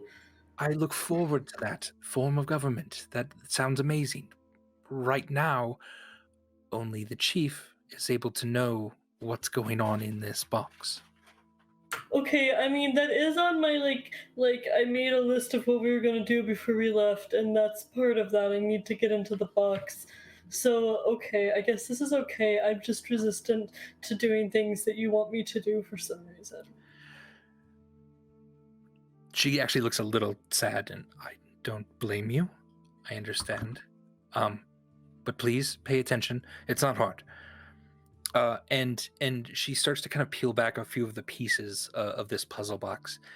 And you see that there's just like all kinds of like small slats. Here come the Cenobites. That's all I'm gonna say. The what? The Cenobites. From Hellraiser, the Cenobites. The puzzle box. I get you. Yeah. The Cenobites come and their idea of pure pleasure is pain. Yeah. Pinhead. Does Both Dawn Protector Vineyard. have a whole bunch of pins coming out of her head right now? I totally watch Yeah. horror movies all the time. I get it. I He has no idea what I'm talking about. Totally. I think we watched Hellraiser at your house. You probably did. I was working on something else. Yeah. He was too scared. I enjoyed those horror movie days when I got to hang out with friends, but I didn't watch the movies. Anyway, they scare me. I also don't watch movies that make me thirsty, okay? Anyway. What? Yeah. Oh, what kind of thirsty are we? Never mind. So as you start to see the complexity of this puzzle box, and you're like, holy crap, I'm not going to be able to remember any of this. Out of all the like little movable pieces that Burbage, a while ago, you didn't know this, but Burbage had sort of undone to sort of progress in this puzzle box, she takes the whole thing and just like jerks it, almost like she's about to break it, and it sort of slides entirely like sideways, and that makes a few pieces immediately fit. This is a puzzle box designed for Goliaths. There's basically 3 steps and a strength check. I can do that. Yeah, it's not hard. It's not hard. You just need to know how. Otherwise, something very, very, very bad would happen to you if you didn't do this like this. Oh. And then she lifts up the top of the box. You see immediately a big magical rune that is somehow glowing black, and your mind can't even quite perceive what's actually doing, but it's like glowing black, and it looks terrifying. And then she slides the box over to you. I'm good, actually. Thanks for showing me how to open it. If you just sort of like peer in as it's open already, you see a tiny ring, it's sort of black obsidian, polished in parts. And she says, "Put it on, and he'll explain everything then." Andy, you said it was terrifying? The sigil, the sort of black glowing sigil, is really scary. And then on the inside, there's just a little ring sitting in the bottom of the box. They're separate things. Okay, so let me tell you a story, Dawn Protector. This one time, I killed this guy because I thought he was a threat to my family, and he probably was. I don't know. But anyway, Burbage was really upset about it. So after that, I said I wouldn't kill people anymore without their permission. What I didn't say was that I wouldn't fuck with magic things without their permission. Not without their permission, without getting input, right? I'm still gonna kill people, but not just like randomly with no input.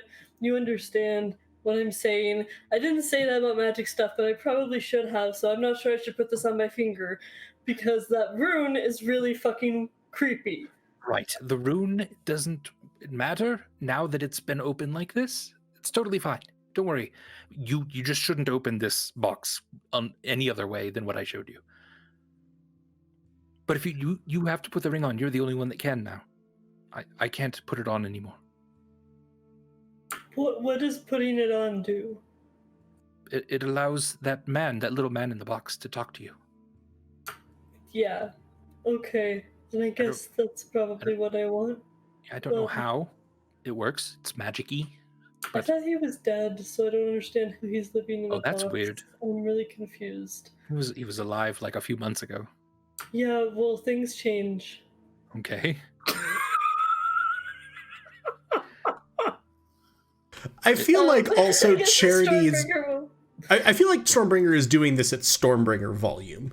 Of course, Stormbringer does everything at Stormbringer volume. So I feel like at this point, like in the doorway of the like bedroom, there's Charity who's just like wrapped in a blanket with like the blanket sort of forming like a hood and cowl over him. Like, okay, so is there magic box open?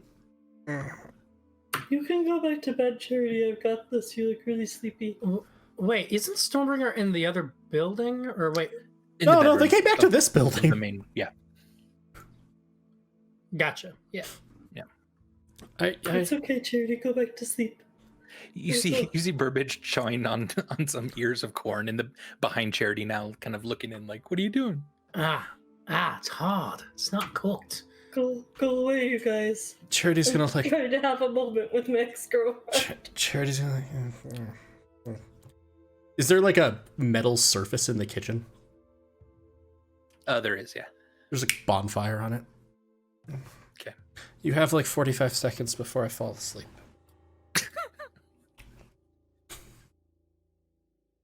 All right, so as Charity and Burbage figure out the corn situation. Okay, Stormbringer's gonna look skeptically at the ring again and then put it on. All right. It's a simple obsidian polished ring, but only polished on some edges and then rough kind of on the other, and that pattern sort of swirls just a bit. And you go ahead and put on the ring. I'm just going to bring everyone because I'm pretty sure Stormbringer is going to explain this to everyone anyway at some point. And this way they get to miss out on me trying to explain it as Stormbringer. Yeah. So all of you are not technically here, though you're here so you can see, if that makes sense. All right, so Burbage is on second 35 of 45 of his chance to cook corn. Oh, it looks like something that might be good for chat to see. Thank you. Got it. So putting on the ring, you immediately start to hear a voice in your head, it's almost like someone's trying to remember something, and then immediately you begin to remember it, almost as if you're making a new memory right now as you're perceiving it. You're transported to a room. And in this room, there's a youthful-looking elven man in long green robes. He turns to you. Greetings, chieftain. Congratulations. I am Israk Devere, a facilitator of sorts in this place. I made the device you're holding. An ingenious little contraption, if I say so myself. Here your ancestors have sealed away a single memory or a message to you. But it's behind a mental exercise of sorts. I'm not good at those. Can we do maybe a strength-based exercise instead? No. Oh. You are a chieftain, you are a leader, which means sometimes you need to know when you are good at things and when you need to step aside and accept help from others. Once you hear the memory further in, you may not unhear it. Once you see it, you can never speak of it to others, but you will know it. Does this make sense so far? And he'll step kind of further into the room. Is that like I'm not allowed to speak of it, or like I physically can't? I'm afraid you just physically won't be able to. Can I write it to others? You will know it. You cannot necessarily communicate it. Can I scratch it in the dirt with a stick? You can certainly try. I Okay. haven't actually tried that variation, but I don't believe so. I'll try that first, I guess. Also, you said that there would be help from others for this mental exercise? Yes, let me explain it to you, and then you get to decide how you want to approach the problem. Okay. It's a test of your very leadership, and your predecessors have been the ones to help devise it. It's quite ingenious and seems to work mainly for Goliaths. So, test. You might think this test requires a learned mind, but in reality it is a puzzle for a Goliath. In front of you are small objects sitting in bowls. There is a fang, a feather, and a knife. And right next to those are levers. Now, behind the door are 3 torches. Each one of these levers will light or unlight a torch in the other room.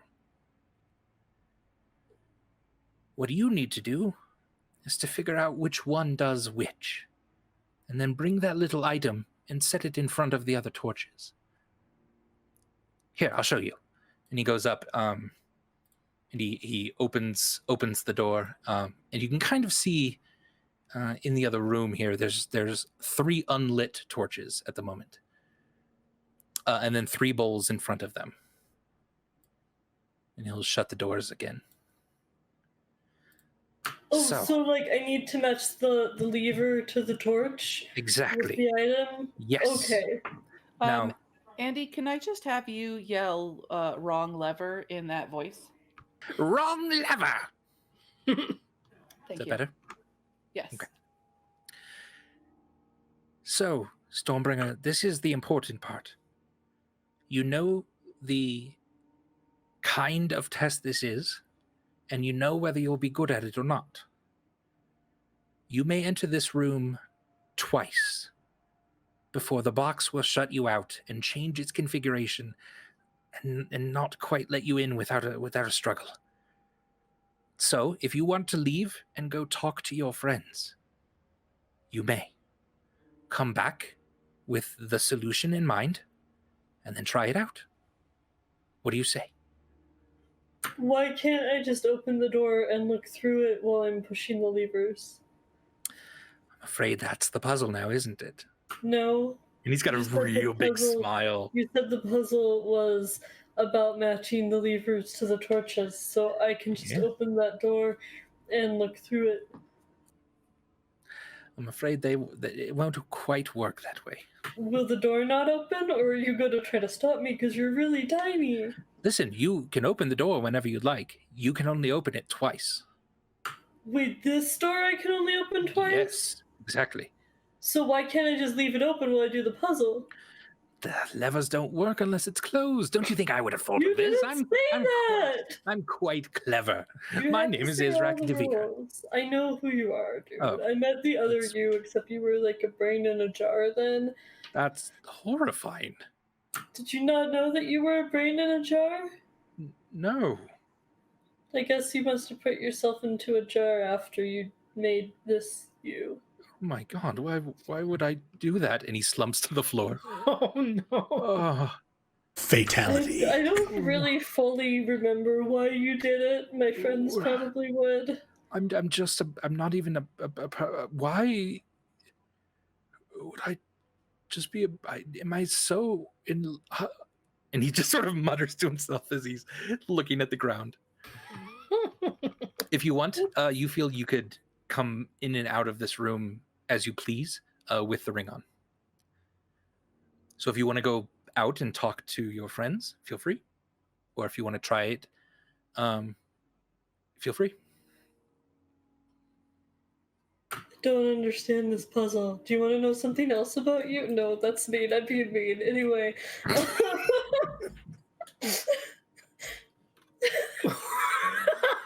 What were you?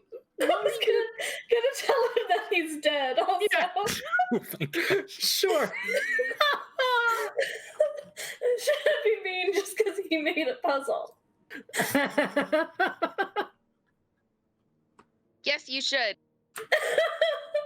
No, I shouldn't. Okay. I'm gonna go talk to my friends because I don't. Okay. Is the trick putting Yes. one of them? Can they go through in this room?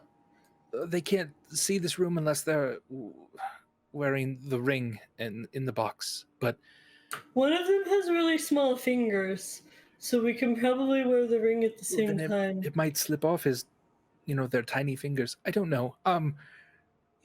You need to be the one to make the decision on the levers. But if anyone else wants to come in, that's fine with me. Oh dear. You broke his rack. Oh dear. Is it for love? Did I do it for? I don't care. Never mind. And he's just sort of sitting there now. Okay, so they can come in here, Yes, that's fine. and then they can also go through that door? I suppose. But you are the one that has to make the decision. Okay, cool, thank you. I'm Yeah. gonna go get my friends. He just gives off the sense of like, I thought I had this all figured out, but she outsmarted me somehow. I'll also legit say that Galway is confused as to what the puzzle is. I don't mean the solution to it. I just don't understand mechanically what is trying to be done. So there are 3 levers that will turn on or off 3 torches in the next room. Mm-hmm. You just got to figure out which lever turns on or off which torch. Oh, I see. So Be it's a trial and error type thing. so Well, it's you can it's only go in twice. so it's trying to figure out levers are turning on that, like each of the levers is mapped to something, and that's what the little tokens are for. Yes, exactly. Is you since you can't really see it as much, you go, oh, badunk, ta-dunk, ta-dunk, Yeah, to the indicate feather this one lever. went with the feather symbolizes. Yeah. Okay, I was getting confused. I'm like, wait, but so then you take those and you put it in, and what's happening? Yeah. Yep, I put another mechanic on it. And I yeah, was like, right. Yep. Other than that, he said it's not a puzzle for a learned mind. It's a puzzle for a Goliath. kind of insulting. Whatever that means. Burbage and Charity and Hikari. Huh? I guess Clem. This can just be a party for everybody. We're gonna go inside the What? box Huh? now. What? What's happening? A box? It's box time. First it wasn't box time, now it's box. Okay, fine. Sorry, I know it's the middle of the night. Huh. Had like an Yeah. hour of sleep or something. But box time. So Box time! so one person can go in the box at a time with the ring. That he didn't say that. He said that she could allow anybody in. Yeah. Yeah. He was also very distraught. Look, Burbage, you've But got there's really only one tiny ring. fingers, right? So let's put this ring on at the same time and go in the box together. All right. We're gonna put the ring on at the same time. Okay, I'll just fit my thing. Yeah, all right. Charity's sitting there like rubbing his eyes sleepily. I seem to remember the last time we tried this, it went very badly for someone. Also, Charity and Clem, give me an Arcana check. As you now see the box and the sigil.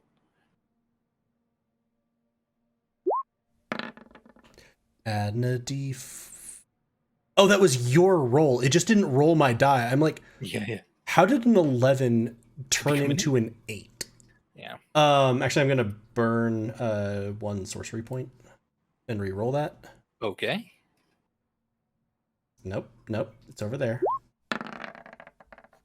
12. With a 15. 15. And Clem. Can I do sorry, I should read my things. You're good. Could I do Flash of Genius to add 4 to make mine a 19? Sure. Okay, I'll do that. Okay. Charity, you're taken aback a second. That sigil is is powerful. Like it's you've never seen a sigil with so many specific markings of necromantic power on it. Clem, with your specific tie-in to Siren, that's a sigil of power word kill. Hey, I don't know that we should you should do this if you're not supposed to. That's an instant kill right there. That one's Yeah, the last time we tried the ring trick, it definitely went badly for someone. I remember that now. Have you heard of power word kill? Because that's basically you do the thing and then you die, and it's not like you're unconscious and any of that stuff. You're just dead skis. That sounds like something from a video game or something. I don't really know what that is. It's a spell, but they put it into a thing. Oh. It just has a crazy, creepy name. It's called Power Word Kill. It's just a spell that you do into a thing that can then kill you. But like I said, it's like the full dead, like the real dead. Oh, but he said he didn't say that I can't put the ring on Burbage and my finger at the same time. He just said it might fall off. And kind of the sigil is specifically geared toward the box itself, it seems. This is probably the magical trap of the box. Probably the ring stuff is going to be separate, is what you believe. I mean, it's your choice. It could be safe. It could just be the box. I ain't got powers to bring people back from the dead. So what do maybe I know some about, of y'all do. What do I know about power word kill? Right, so hearing that actual spell, you know that maybe Stormbringer is the only one that could survive it out of all of you. Do I think it's a matter of like vitality? I mean, above the table HP, but like, is it stats? Like, but in that sense of like, do I think it's someone's attributes or do I think it's like someone's, again, vitality for HP? Like, right? Yeah. It's more to that. Certain number of hit points to a certain extent, or straight up death. Charity's gonna sort of. Okay. I'm gonna immediately cast Aid at level 6. Okay, yeah. That's all just brace for impact, I guess. What? Impact of what? How serious could this puzzle box be? I was able to disarm it, or arm it, or something. Power word kill. You weren't, because you would have died, because it's a power word kill, like I said. Power word... Saying yeah, I could have... you were definitely itty-bitty enough that you would have been full dead. He is very small. Hikari... I know, I've never seen anybody so little. Hikari, Burbage, and I each gained 25 HP. Okay. Nice. Clem, I kind of... You might want to move further back. Okay, so I don't know. Maybe we're not all going in the box at once because Israk was not very informative. Oh, there's a shock. Israk was vague about something. He's upset that I told him he's a brain in a jar. Yeah, fuck him anyway. I'm sorry. Did you just say Israk is in the box? Yeah. Do you know Israk? I know of him. Well, this is not the brain in the jar version, so I don't know when they split from each other. So if you knew the brain in the jar version, this is a younger version who's very upset to hear that he was a brain in a jar. Yeah, that would probably be pretty upsetting. He made himself okay, you know what? I mean, I think he did it to himself. I don't really remember why I told him that. I think it was a rhetorical question. I don't think he was actually asking me, but I answered it anyways, saying I don't remember why. Anyway, so there's this puzzle that I have to solve, and I'll just explain the puzzle. I'm not gonna make you guys sit through Stormbringer explaining it. There's been a lot of Stormbringer explaining tonight. So what's the solution? I was gonna bring Burbage back with my ring. We go in together, I'd put him in the other room, and then he'd tell me things. But now I think perhaps that wouldn't work because maybe we both have to wear the ring at the same time. Then. I don't suppose Isaac had any insights to you on how any of this magic of his creation worked, or was he just sort of like, "Isn't this clever? Ha ha ha ha! I'm a brain in a jar. Oops!" And then he was like, "Oh, I'm really sad now. Please stop talking to me, you horrible woman." Did you tell him that Hikari ended his unnatural abomination of a life? I didn't, because I thought that might upset him more. I thought he was gonna kill me. Probably a good call. No one's blaming you. Just saying. But okay, so he said that the solution is something a Goliath could solve. I licked things for our last puzzle from Isaac, and it solved things. Good. God, I hate him. Did he seem to have a corporeal form? Do you think if you let me in there, I could just I don't know, slap him a little bit? I didn't try touching him, but he looked corporeal, yeah. Is my knowledge of him from my readings and knowing things that he's this shitty of a person that they hate him so much, or is this weird and out of place for what I would think? From what you think, he never seemed just a horrible shitty person. He delighted in puzzles and loved it when people found it hard.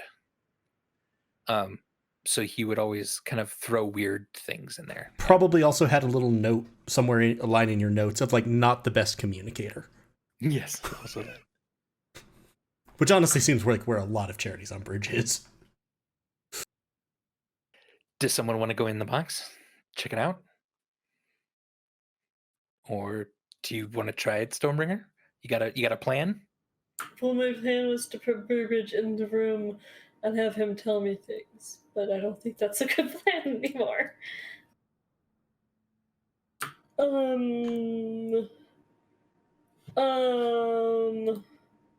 What were the 3 items?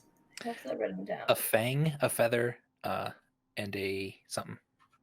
And a something. Knife. And a something. Oh, good.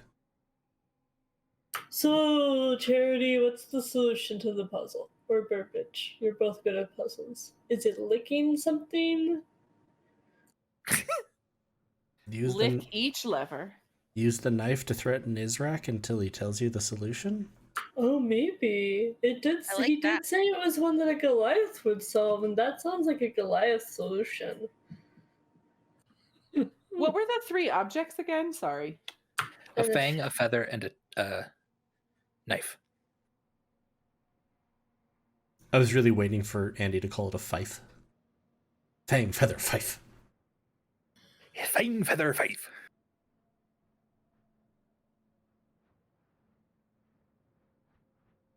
So if I can go in the room twice, then I pull it once, I see which one goes on, and I know that... Wait, this is dumb. I only need to go in the room twice. This is a stupid puzzle. But he said on or off. Huh? He said on or off. Okay, were the torches on or off at the start? Currently they were off when you went in the first time when he was explaining the room. So you don't think that counted toward the number of times the doors could be open? So pulling one lever would either turn one of those torches on or off, assuming that they stay at the state that they started in with off, then it would turn it on, and then I'd know which one that was, go back out, pull another, go back in, and I would know which one that was, and then the third one goes with the other item. I'm not, what is the puzzle here? Andy, you and your... It also might not be that one turns one on. Sometimes it could be one turns one on and the next to it turns off and stuff like that. That could be That's often like a game puzzle mechanic, right? When you turn on something and it turns off the two that are next to it or straddling it. Or I'm not saying it is, just like it could be that it's not as simple as flip a switch, turn a torch on. There could be other like mechanics. Did say a Goliath would get it though. Yeah, so just that's what I was wondering. If he said a Goliath would get it, is there some kind of significance for feathers, fangs, and knives that a Goliath would know and understand? Like, because it doesn't seem like it would need to be an intense logic puzzle that we would need to then work and figure out if it would be a Goliath that got it best. Not that Lena knows and understands. You could give me a history check if you want to Sure. search your brain, Stonebringer. Guidance. Ooh, You also have guidance. 19 plus So 22. 22. Thinking about it, fangs, feathers, knives, blades, eagles. So the three main Goliath tribes in the mountains, the ones that have been sort of merged under your mother and then recently fallen apart again. Yours is the fang. There's another one that could be representative of feathers, and another one that could be representative of blades or knives. It seems like it might represent those three major tribes in the area. Do those have any hierarchical order to them? With a 22, actually, you would know that each tribe sort of believes that they're at the top and that the other two are lower. But that doesn't necessarily help. How have they had any working polity for centuries? Yep. Well, we just fought each other a lot until my mom banded them together.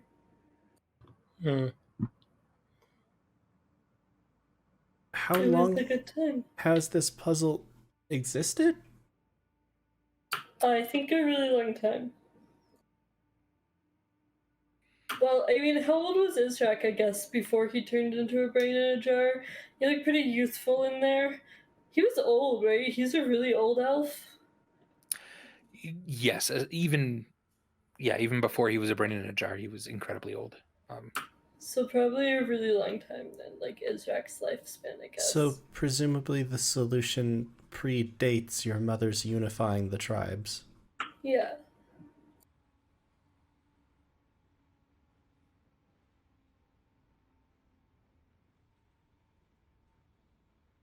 I think I like the suggestion of threatening him with a knife. Who's with that? I mean, That's definitely a Goliath solution. that was sort of I mean, I don't know if I'm gonna go back in and threaten to tell him something that will upset him a lot more unless he just solves it for me. Is that a good solution? Sounds like a Hikari solution. I mean, yeah, the Hakari solution, threaten emotional scarring until they help you. The Caloran solution is, stab them until they help you. I don't know, Burbage, Clem, thoughts that maybe center on solving a puzzle? I mean, my thoughts are use the information you have about the tribes and the items and hopefully that can help, because I'm guessing that's a thing only Goliaths know. I'm guessing, I mean, not that you have to solve every puzzle like it's designed, but I think that's probably the design of it. If you want to go outside the box while in the box, that was a weird metaphor, then you can definitely do that. Okay, I'm gonna go back in and try threatening him first, and then we'll work on solving the puzzle if that doesn't work. Burbage, do you want to go in with me to help threaten him? Because I think we can wear the ring together at the same time. I just don't think we can take it off to put you in the room. I don't quite feel like getting overly involved with a power word kill situation. Oh, you already did that. That's on the box itself, not so much the inside of the box. Honestly, if you're inside that space, you're probably safer than any of us. All right, well, do we really think we can go in together? I mean, yeah, I definitely think that. What was I don't know his if Lena thinks that, but What was his name the last time I did this? Gallon? I don't know what you're referencing. Galore, right. That ended well. What happened with the ringing galore. I just remember Hikari kicking him really, really, really hard in the balls. Actually, it was the handle of my sword. Right. Drove it in. Yeah. Hit a 20, nat 20. Yeah. I don't remember a ring. We were in the jail cell and the Oh, he bar? got cut in half or something. Yeah. Oh. Yeah, that could have gone better for him. You want to put the ring on with me, bitch? Yeah, let's see what happens. Yeah, it sounds like fun. Let's do it. Cool. On your together. Yeah, on your pinky, Stormbringer, and then sort of Burbage, you try to squeeze your pinky in there, and you can get it in there. And then, do you both want to wheel yourself inside the box? Yeah. Okay, as soon as they're gone, Charity's gonna like, all right, let's go make popcorn. Yeah. Both of I should note, their bodies are still outside. They just sort of both their expressions go blank. Okay, yeah, Alright. popcorn. Stormbringer, you are short, incredibly short, like kind of a little wider than normal, but really short. Oh you god, they fusion danced. put your hand up and you have sort of like curly brown hair. Your skin is still sort of gray and tattooed. Hi, Izrak. I'm back with Your voice starts to reverberate and echo in your head. This is working well. Is Burbage conscious of anything? Yes, the exact same thing. Wait. You're basically sharing a body. Oh, friends. We are Burbringer? Welcome back. You look shorter than I remember. No, it's because it's Burbage is here. Oh God, that's horrifying. What, are you two individual? I told you we could put the ring on together. This is just fucking annoying. Hold on. And he starts kind of waving his hands in the air, and a small kind of blue sigil pops up, and then Burbage, you're standing right next to a fully grown Stormbringer. Devere, more like Wazrak Devere. Oh, don't make that joke. I don't get that reference. That's okay. Oh, right. Okay, so we came back to threaten you with the knife because that's like a live solution. So I'm gonna stab you in the neck with the knife repeatedly unless you solve the puzzle for me right now. Oh no, you're the first Goliath ever to throw the knife at me. Oh no. Hey, don't be an ass, or otherwise, okay, here's a better threat. Okay. I'm gonna tell you something that's even more emotionally scarring than the last thing I told you about Izrak unless you solve the puzzle for me right now. That took me years to get over. Please do not. It's not been in years, it's been like 10 minutes. For you, whatever. Outside is different. Okay, well, thank you for saying please. Now solve the puzzle for me.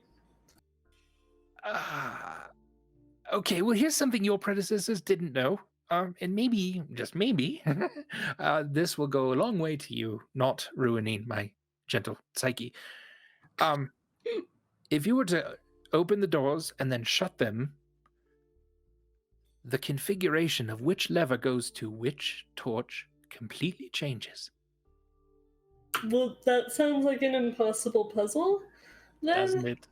So I'm going to Doesn't go it, back though? to the knife threat combined with the emotional scarring threat, and you're going to get both unless you solve the puzzle for me. Oh, I'm not going to do that. I'm going to delight in you not being able to solve it until the very last moment, when you pull your mind into the role of a leader and you solve it. Izrak, you're a dick. You know Yeah, Kind of a dick, seriously. yes, I'm starting to know that about myself. I had to lick a blue ball last time I saw you to get into your fucking, like, cave. Blue ball. That's odd. Yeah. Well, whatever. Israk, Yes. you know what? I have the utmost confidence in my sister Stormbringer here. That Okay. she'll be able to solve this puzzle once she stops setting her mind to it. I have no doubt. Quick question for you. Yes. I'm not really sure how you work, but if I were to whisper a message to a squirrel or a rabbit and send it to you, would you happen to receive it? Do you know what I'm talking about? Well, yes. Technically, yes. I've made a pact with a few animals. They can get me messages if you need such a thing. You can talk to me. Right, I don't know if I have anything to say to you right now. I just maybe later if I remember something. Of course. Which animal should I give a message to come to you? Rabbit, specifically. I talk to Rabbit, and to you, if you were to send a message back to me, you would send a squirrel. Sure. And do you think that that would actually work with your consciousness, like you right now in this weird metaphysical space? I don't see why not. Well, because you're not really a real living person. You'll just That's I've said too much. You're not really a real living person. Excuse me. Hey, do you know where the projectrum adjectoramum is? So, okay, Stormbringer, I'm pretty sure No. this itself is that, right? Oh. Were you trying to say the process of a Tirana? Yeah, maybe. That's interesting. Did I find that? I have no fucking idea, but maybe? Yeah, I think so. But then you hid it somewhere in these mountains, so I thought you would know where it was because you are you, but I guess not. You know what? She's making that entirely up, so don't even think about it, all right? Okay. Message cantrip, Stormbringer, there might be a reason that the real Israk sort of locked this Israk away from that information. So maybe just mum's the word. So this is the puzzle, eh? You realize, Mr. Kemp, you don't actually have a sigil in this world. You'll just make-believe stuff right now. Right, so you just heard... So I heard all of that, and Gotcha. am a little concerned about not being the real Israk. Well, you knew that, right? Because you've been in a box for like 300 years or something. It's been a lovely 300 years. Oh man, this is really... You know you're not the real Israk. I'm not the point of all of this.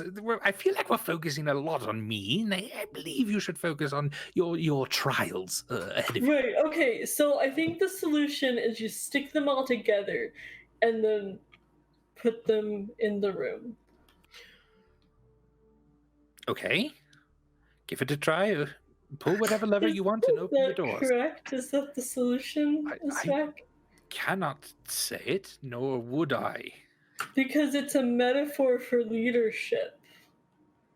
So I'm leading all the three tribes together by sticking them together. I kind of like that.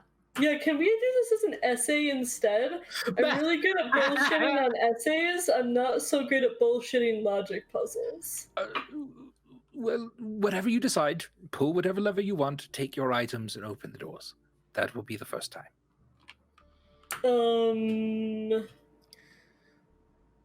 Unless you don't want to. Well, I don't really want to be leader, no. I just want to know where the projectronum avaturnum... Look, I don't have access to the memory behind this puzzle, but you will get something. What is the memory about? I don't know. It's from the first chief of your tribe. First chief of my tribe. The first chief of your tribe was named Deathkeeper. That's about all you know about him. Huh. Nope, I'm stumped on the puzzle. So back to the knife? then? Threatening you with No, knife? Stormbringer, I don't think that's going to work. I think that many Goliaths before you have come in here and probably tried the same tactic. Hence his sarcasm earlier. If it helps, go ahead and stab me. Will it help? No. Oh. Well, then it doesn't help, Stormbringer, does it? you said something about these items representing. Right, if they represent the 3 tribes, so we mush them all together into one item, because that's representing merging them together as a leader. That's how you lead. Israk, who's the last Goliath who came in here and solved this puzzle? Was it Dawn Protector? Oh, yes, that was her name, Dawn Protector. Before that was Rock something, and then I forget them. They all sort of blurred together. What was my mom's name? Rock Punisher. Okay. Rock something. Oh, hey, I know what I'm gonna do. I'm gonna call Bully. Bully, can you come solve this puzzle for me, Bully? Yeah, you say his name.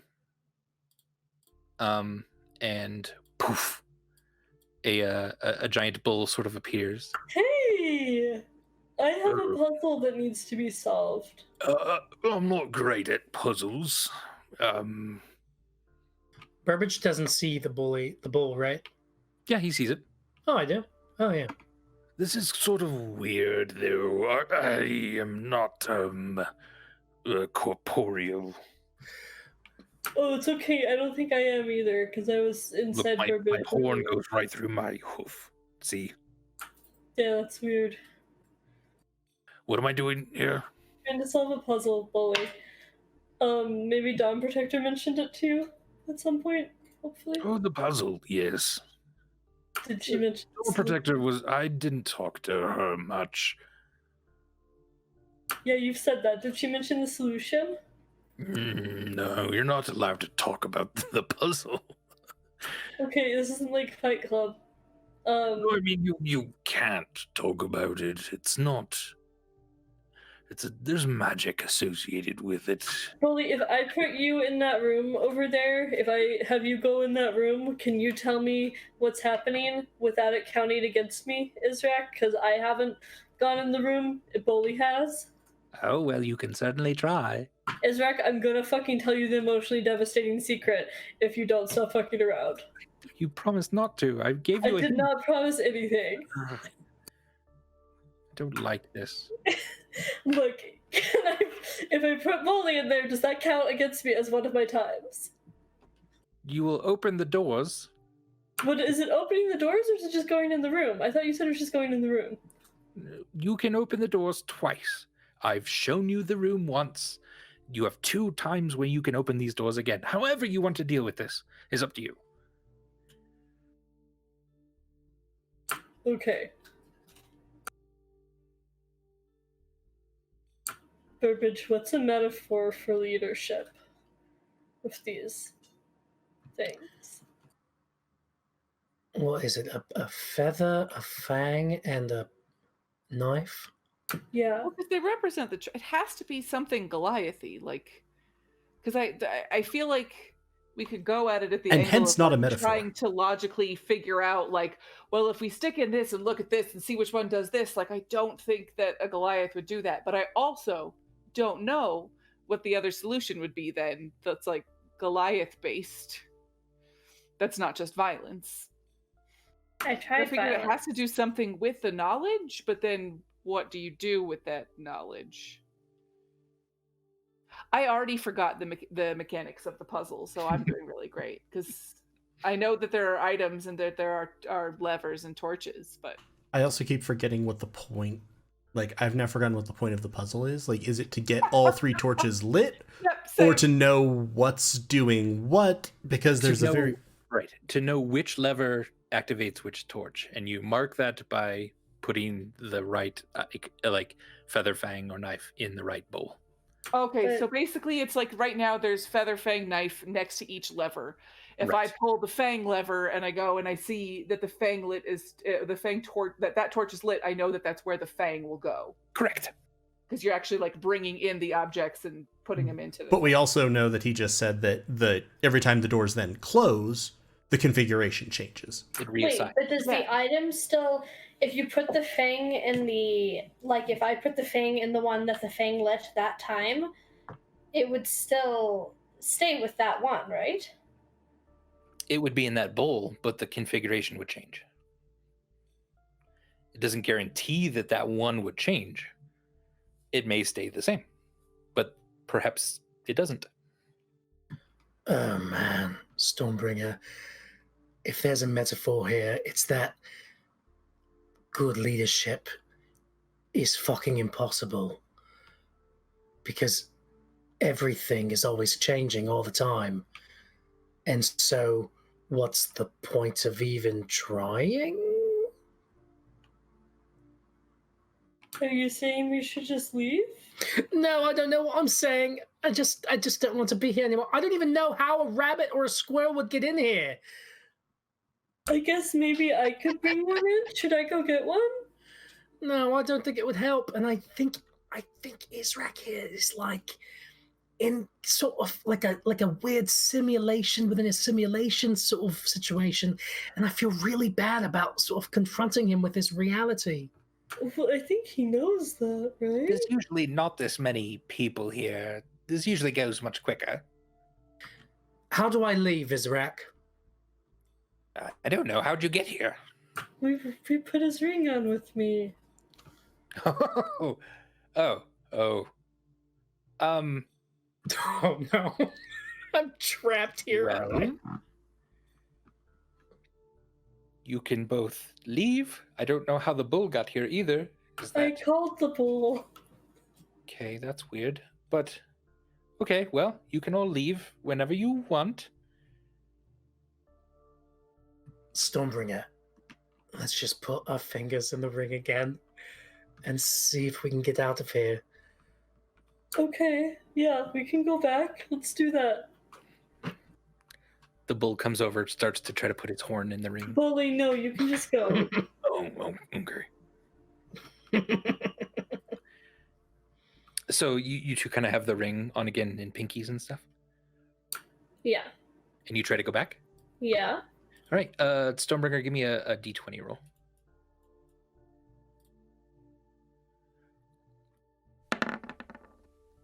Seven. Cool.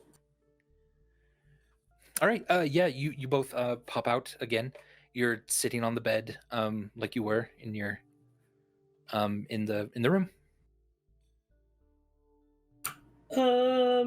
That was not very successful. He didn't take well to my threats. He gave me one kind of clue, but not really, and I didn't have the heart to tell him the emotionally damaging thing. Maybe What I was the should've. clue he gave you? Well, first, Charity, Clem, and Hikari, why is Stormbringer's voice coming out of Burbage? I'll also say that Charity, Clem, and Hikari are all, if they want to be, eating roast buttered corn. Indeed. So this means that, Lena, you have to do your best Burbage voice, and I have to do my best Stormbringer voice. I don't think I can do a Burbage voice. Yeah, I want to hear you try, though. I'm not good at accents. I'm gonna- Hey guys, Israk, it didn't really go well because he didn't respond well to the threat. He did give kind of a hint, but I don't really know what I'm doing. So Stormbringer sounds really weird. But also, shouldn't it be Stormbringer's voice, but Burbage's like diction patterns? You would imagine. I don't know what Burbage is doing. I think Burbage responds. Stormbringer. I was playing Stormbringer. Yeah. Yeah, but But your still, Burbage's it's your mind in mind. Stormbringer's Adam, you play body. Burbage. Yeah. It's your mind inside her body, so it would you having your regular thought patterns. This is weird. I'm so Okay, confused. I think we gotta go back in together, Burbage. No, I'm not So- doing. No, because You're you're in my body right now, and I don't want you in my body. I want to be in my body. So, This is starting to freak everyone out. They're arguing about bodies. Yeah, I don't like this. Fix the it. little one. Put the little one in the ring. It's your little finger. It's on the end of your hand, like over here. Do you see it? It's the little finger. It's my little finger. Put my little finger that you're controlling in the ring. So that voice is now coming out of Burbage's body? Yes. Yes. That's why I was doing...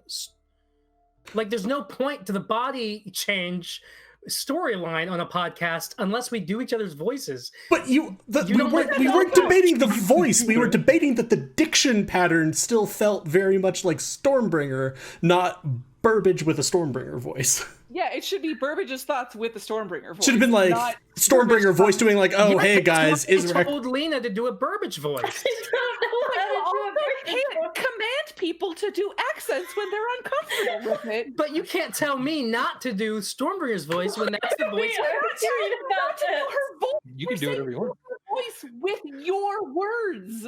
Your words sounded like you were trying to be Stormbringer. It wasn't the voice, it was the words that came out with the voice. Because I'm Burbage. I'm inhabited by Stormbringer. So I was playing he was still Stormbringer. trying to do Burbage's. Okay. What do you? I was You playing. were trying to play. He's not following characters Stormbringer. have flipped bodies. He's doing a halfway version of it. Okay.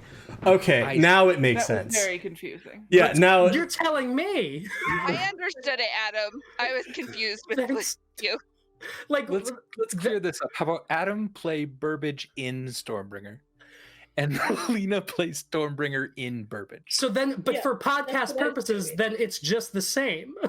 Like I'm just Burbage. Like that's what I'm saying is that no difference is made then, and that's fine. That's but also okay. okay. Like, I'm so. It's also freaky enough.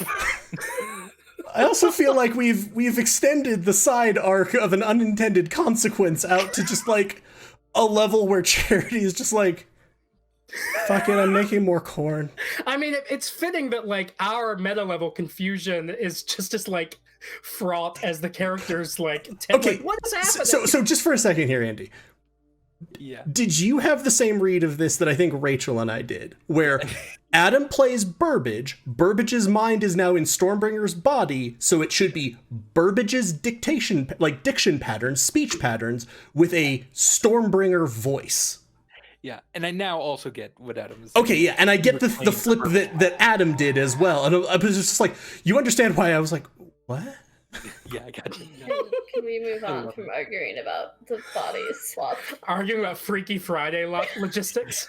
Do you want to go back in? I mean, if that's Yeah, you have Whatever to go back you in need with to do me. to stop Gotta this, go back. stop it. but if we go back in there, what we gonna do different to fix it? I don't know. Come out differently. Roll better. Yeah, roll better when we pop out. All right, let's go back in. We're back. How long has it been this time? 7 years. Do you want to know something horrible about your life? Not really. No. Do you want to tell me how to solve the puzzle? You have to pull a lever and then open the doors and then put the correct item to the correct torch. That's It's not a good hint. how you solve the puzzle. did he ever say if there were consequences for doing it wrong?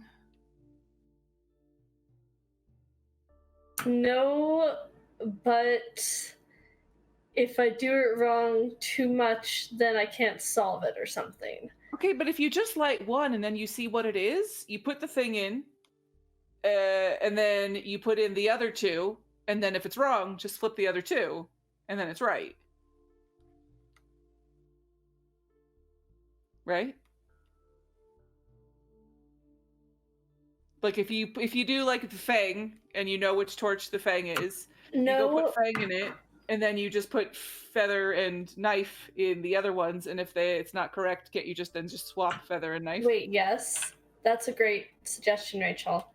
As long I'm as gonna you do don't that. like read the door or There's whatever. no reason read to not do that. He also Let's specified. pretend Clem gave us the suggestion back when we were in the normal world. We'll say yes. He also only specified that the only limited resource that you had was opening the doors.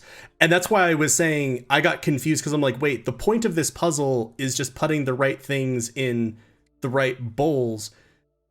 It's a limited permutational set. You can just open the doors once and then just keep chucking things in. Yeah, just don't do the door again. Just do like Just sit there and be got like, that 1, 2, 3, feather 2, knife. 3, 3, Feather. 3, 1, Okay, 2. cool. So I'm gonna open the one. I'm gonna push this lever. Okay. Is this the fang, the knife, or the feather? That is the fang. So then I'm gonna go in. Well, It's does very dark in there. does she need to pick up the other items? Oh right, I picked up all the things. I picked up the fang, the knife, and the feather. I also still haven't been clear on like how the doors close or anything. I'm like the physical mechanics of this puzzle confuse me. So you open the doors. That was the first time you opened the doors. You see one torch lit. It is the torch over Cool. here. I'm gonna put the fang in there, Okay. and then I'm gonna put the knife in this one and the feather in this one. I'm just moving Charity forward so that I can see. You're putting the knife in this one Yeah, and the feather in this one. yeah. Okay. Not gonna leave the room. I'm gonna shout at Izrak, "Hey, was that the solution? Should something happen now?"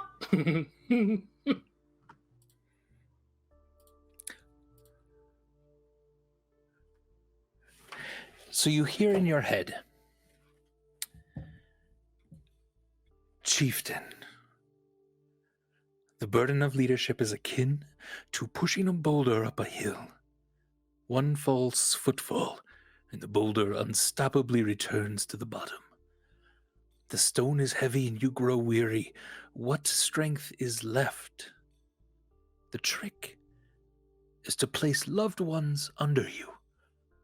Their fate gives you strength. Consequence to slaughter apathy.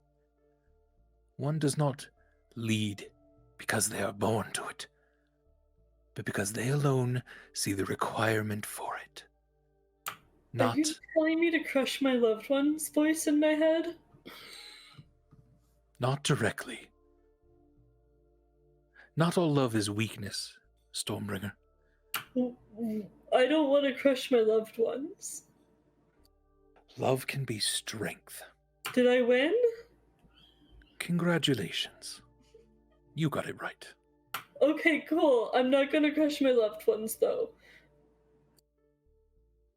Please remember this as I tell you of a woman.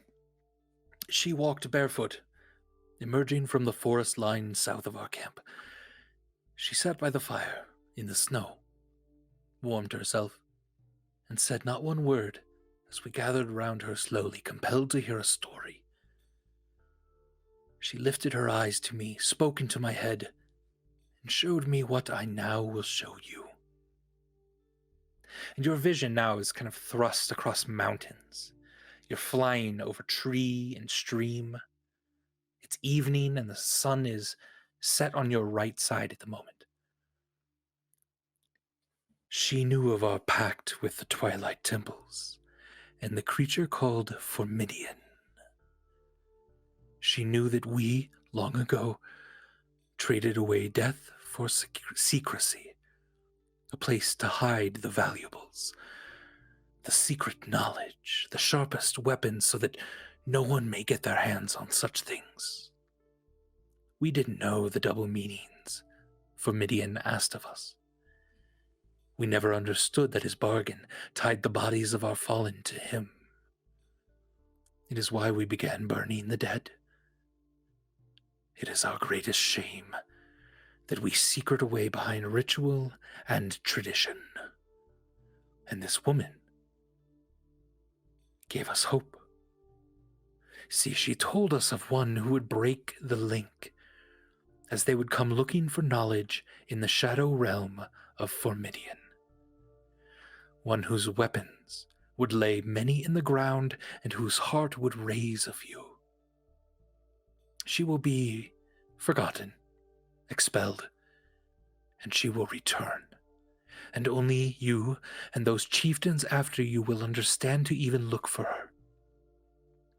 And the curse of these words will prevent you from being able to explain such truths to anyone else. And now your vision solidifies on a cave in the mountains. Inside the cave, in the dark, two large, identical temples are set. She led another here, one who made this box, who had us hide his book in the shadows of the Twilight Temple. It is your duty, Chieftain of the Fangs, to hold the lie on your shoulders and await the one who could break the shadow over these people. Wait, what? To hold the lie? Yes. Okay. The storm wielder, the ancestor's speaker, the lover's axe, the sea's torment, the fire's light, and the ice's sting. Lead these stubborn people with love. They will not understand the burden you've had placed upon you. I am sorry to give you this boulder and ask you to roll it up the mountain. And then your vision comes away from the temples, away from the cave, away over the mountains, lighting again on Guna Gaim. You are pretty sure you know exactly where those Twilight Temples are in the mountains. And you know how to get there. And no one else does. Can you copy and paste everything you just said for me? No problem. Yeah, I'll put that in our chat. Cool, thank you. Israk sort of wanders up to the doors as well. Oh, well done, young chieftain. Although I think that was a bit of a guess. Am I wrong? No, it was how you solve the puzzle. It's what Clem said to do to solve the puzzle.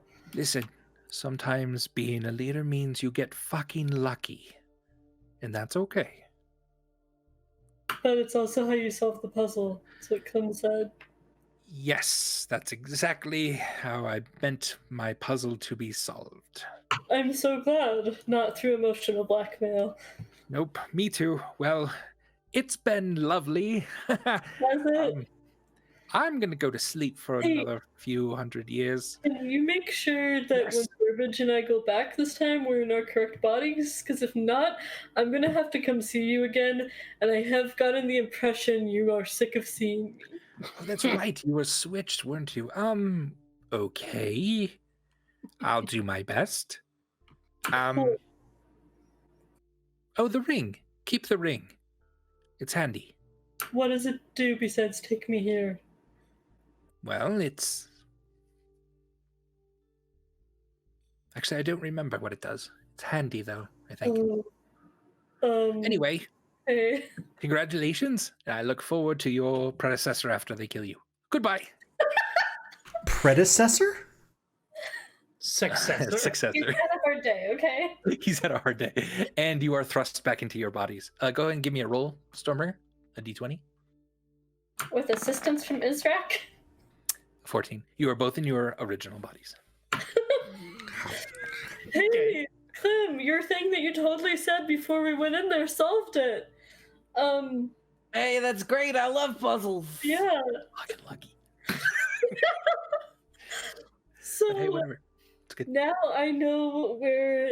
I mean, it is a reasonable way to solve it if there were more than one It was chance. a 50% chance, yeah. But No, I you did didn't great. know if there was more than one chance. So. Clem, how much have I told you about what we're looking for? I can't remember. How much do you know about these things? Me? Yeah. I don't I- know what you're looking for. I was gonna say Charity had. Charity. Yeah. Actually, message cantrip party line. That's a thing we do now, right? Oh god, that! Are you saying this out loud, though? Yeah. You're still talking out loud, and I In don't the know party another line. way to talk. for the love of God, you've used this successfully before. Okay, I'm gonna whisper quietly to you. Do you want me to just go in the other room? That would be Is that- great. Would you Thank mind so for just a much. second? Sure. Yeah, Ah. I got it. I'm not here to fuck up anybody's trust, and I'll go in the other room. I think I know where. Well, I don't know. I know where a book is. It might Okay. be B book. That's good. Is it? You're pretty sure it was the one that Israk hid with this group. because it was the maker of the box. So Yeah. So it's probably the correct book. okay. Is it someplace horrifically dangerous? Anything about this? So the vision didn't say. Did it The describe? vision just nod. Did you describe in any way sort of a general sense of I don't know, and I will say Charity does remember the book that he read about the Formidian of the Shadow Knowledge and twin temples and a huge storehouse of wisdom. I don't suppose it's has anything to do with the words Formidian of the Shadow Knowledge. Which of these things am I not allowed to verbally speak, Andy? You cannot speak where it is, or actually say that the book is there. You can say like the book that Israq gave to the Goliaths. That you can kind of get around that. Are we back? Sorry about that, guys. Assuming we're back. It died and then gave me a whole bunch of error messages that I'd never seen before. Yay! It was great. So Chelsea said that we lost it when Andy was clarifying that we can't say where the book is. Oh, right. Okay. Yep. But you can answer that question that this is similar to the book that Charity read in the Helpful Goats cabin about Formidian of the Shadow Knowledge. And Charity then also specified that's like a god of death or undeath. And then specified that, great, we can just sort of warm up on some god killing. Yeah. Work our way up the sort of farm system before we get to Behevich. And then Dawn Protector kind of claps Stormbringer on the shoulder and relieves a large sigh. A great weight has been lifted up from her shoulders, and she says, does it make a little more sense? Yeah, is that why you were looking for me? Yes, it couldn't have been me. I knew as soon as I heard it, it was you. Yeah, that makes more sense, and I feel like maybe it was not as manipulative since you couldn't tell me things. So that's okay now. Look, I have only heard of this place, and if you are really going there, you need everyone's help you can get.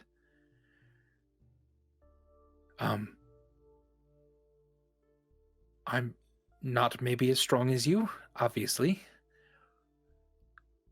but I could help a bit. Go along if you want. Think on it. You don't have to decide tonight.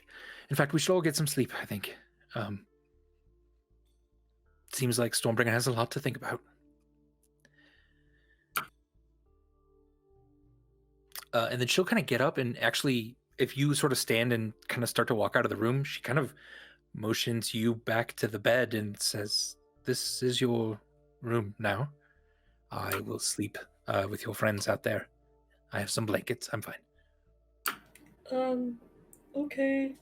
You don't have to sleep out there because it's your bed. I'm fine. Thank you. You could have the bed and I could have the floor. I could have the floor if you want me to stay. You don't. Okay, yeah, fine. That sounds good. Let's just go to sleep. When I'm assuming people walk back into the other room that I'm in, and I'll turn to Charity at least and be like, so do I get to know anything? Sure, just gonna just 1 second, and sort of poke his head back in. Stormbringer, we good with maybe retaining Clem's services for a little bit longer? Yeah, I think I've got another spear that I can give her. Okay, so Yeah, fresh payment. cool. So you interested in incredible wells of arcane knowledge, along with mind shredding danger? Well, the thing is I'm very interested in incredible arcane knowledge, and I'm not as interested in the danger, but I feel like having you guys around is probably my best bet. because I don't think anything else is gonna protect me from this danger as much if I try to go on my own. So I'm definitely interested. Great, I'm going to sleep now. Same. Cherry's just gonna like go crawl under like the table. Pull All right. blankets entirely over himself. Just so tired. As we're falling asleep, I'm gonna say to Dawn Protector, hey, wait, if you knew I needed to be chief, then why wouldn't you just throw the arm wrestling matches? You know me better than that. I couldn't even pretend to let you in. Never. But what if I had lost? Then this is a very different story. Perhaps you were not the one after all. Wow, okay, maybe it's good that you're sleeping on the floor tonight. Yes, well, I didn't know all those years I had a crush on the chosen one, so... It's not a crush if we're dating. Can also be a crush if we're dating. Okay, good night, Dawn Protector. Good night, Stormbringer. And as sleep sort of takes each of you, Stormbringer, you're having a hard time getting to sleep at first. Your mind drifts back to all the traditions and all the stupid rituals that you had to be a part of and learned because of your mother, and the way the elders and everyone would look at you, and when you would burn the dead, or when you would say death is not a thing. And while that is a very real part of your experience, you're having trouble coming to terms with, but maybe this wasn't the best, healthiest thing for Goliaths to really indulge in. And then just that death's not a thing keeps rattling around in your head as you finally find the peace of sleep. And that's where we're going to end tonight's episode. Finally, death was a thing. We got to it. Well, death not being a thing was a thing. Death not being a thing, sadly. Thank you everyone for watching. Thank you so much for sticking around through the different streams that we had to run. Hopefully that wasn't too jarring for you. And this will all be edited in a podcast form because Craig did really well, our recording device. And sorry for all the yelling. I have to say I've been thinking the whole rest of the stream about this, and you guys are totally right. Okay. About the Freaky Friday logistics. Yeah. Like now I'm thinking back to like I was all like the movies like that. And I'm like, wait, like why is the like something about the fact that it's audio made me like set on a particular line of reasoning, but I'm like, wait, like as like it's ridiculous. has Adam become frighteningly biologically essentialist? Like, no, I have Stormbringer's brain. I would use her speech patterns. I'm like, that's what? I love it so much. Oh my god. That was unexpectedly a very funny episode. Very wild. I love it. Excellent. Players, you did so amazing. Rachel, shit's going to get real dangerous, but I'm really happy you're here for it because they're going to need help. And I'm really excited to see what happens next with the family. So thank you so much for watching. Catch us in our podcast, Goats and Dragons, or Helpful Go Gaming Presents. We love you all so much. Hang in there. Check us out tomorrow as we playtest a whole new game for Alchemy RPG. It's going to be a blast. It's going to be a lot of fun, and that's going to be at 7 Eastern time tomorrow. 9 Eastern. 9 Eastern. 9 Eastern, 7 Mountain time tomorrow. Gosh. And That's the second when's that time I've totally Kickstarter? messed up. When's that Kickstarter, Andy? The Kickstarter is on MySpace. So I'll talk to everyone later. We thank you so much for being with us. We love you all. Hang in there. Good night. Love y'all. Bye. Bye. Good night.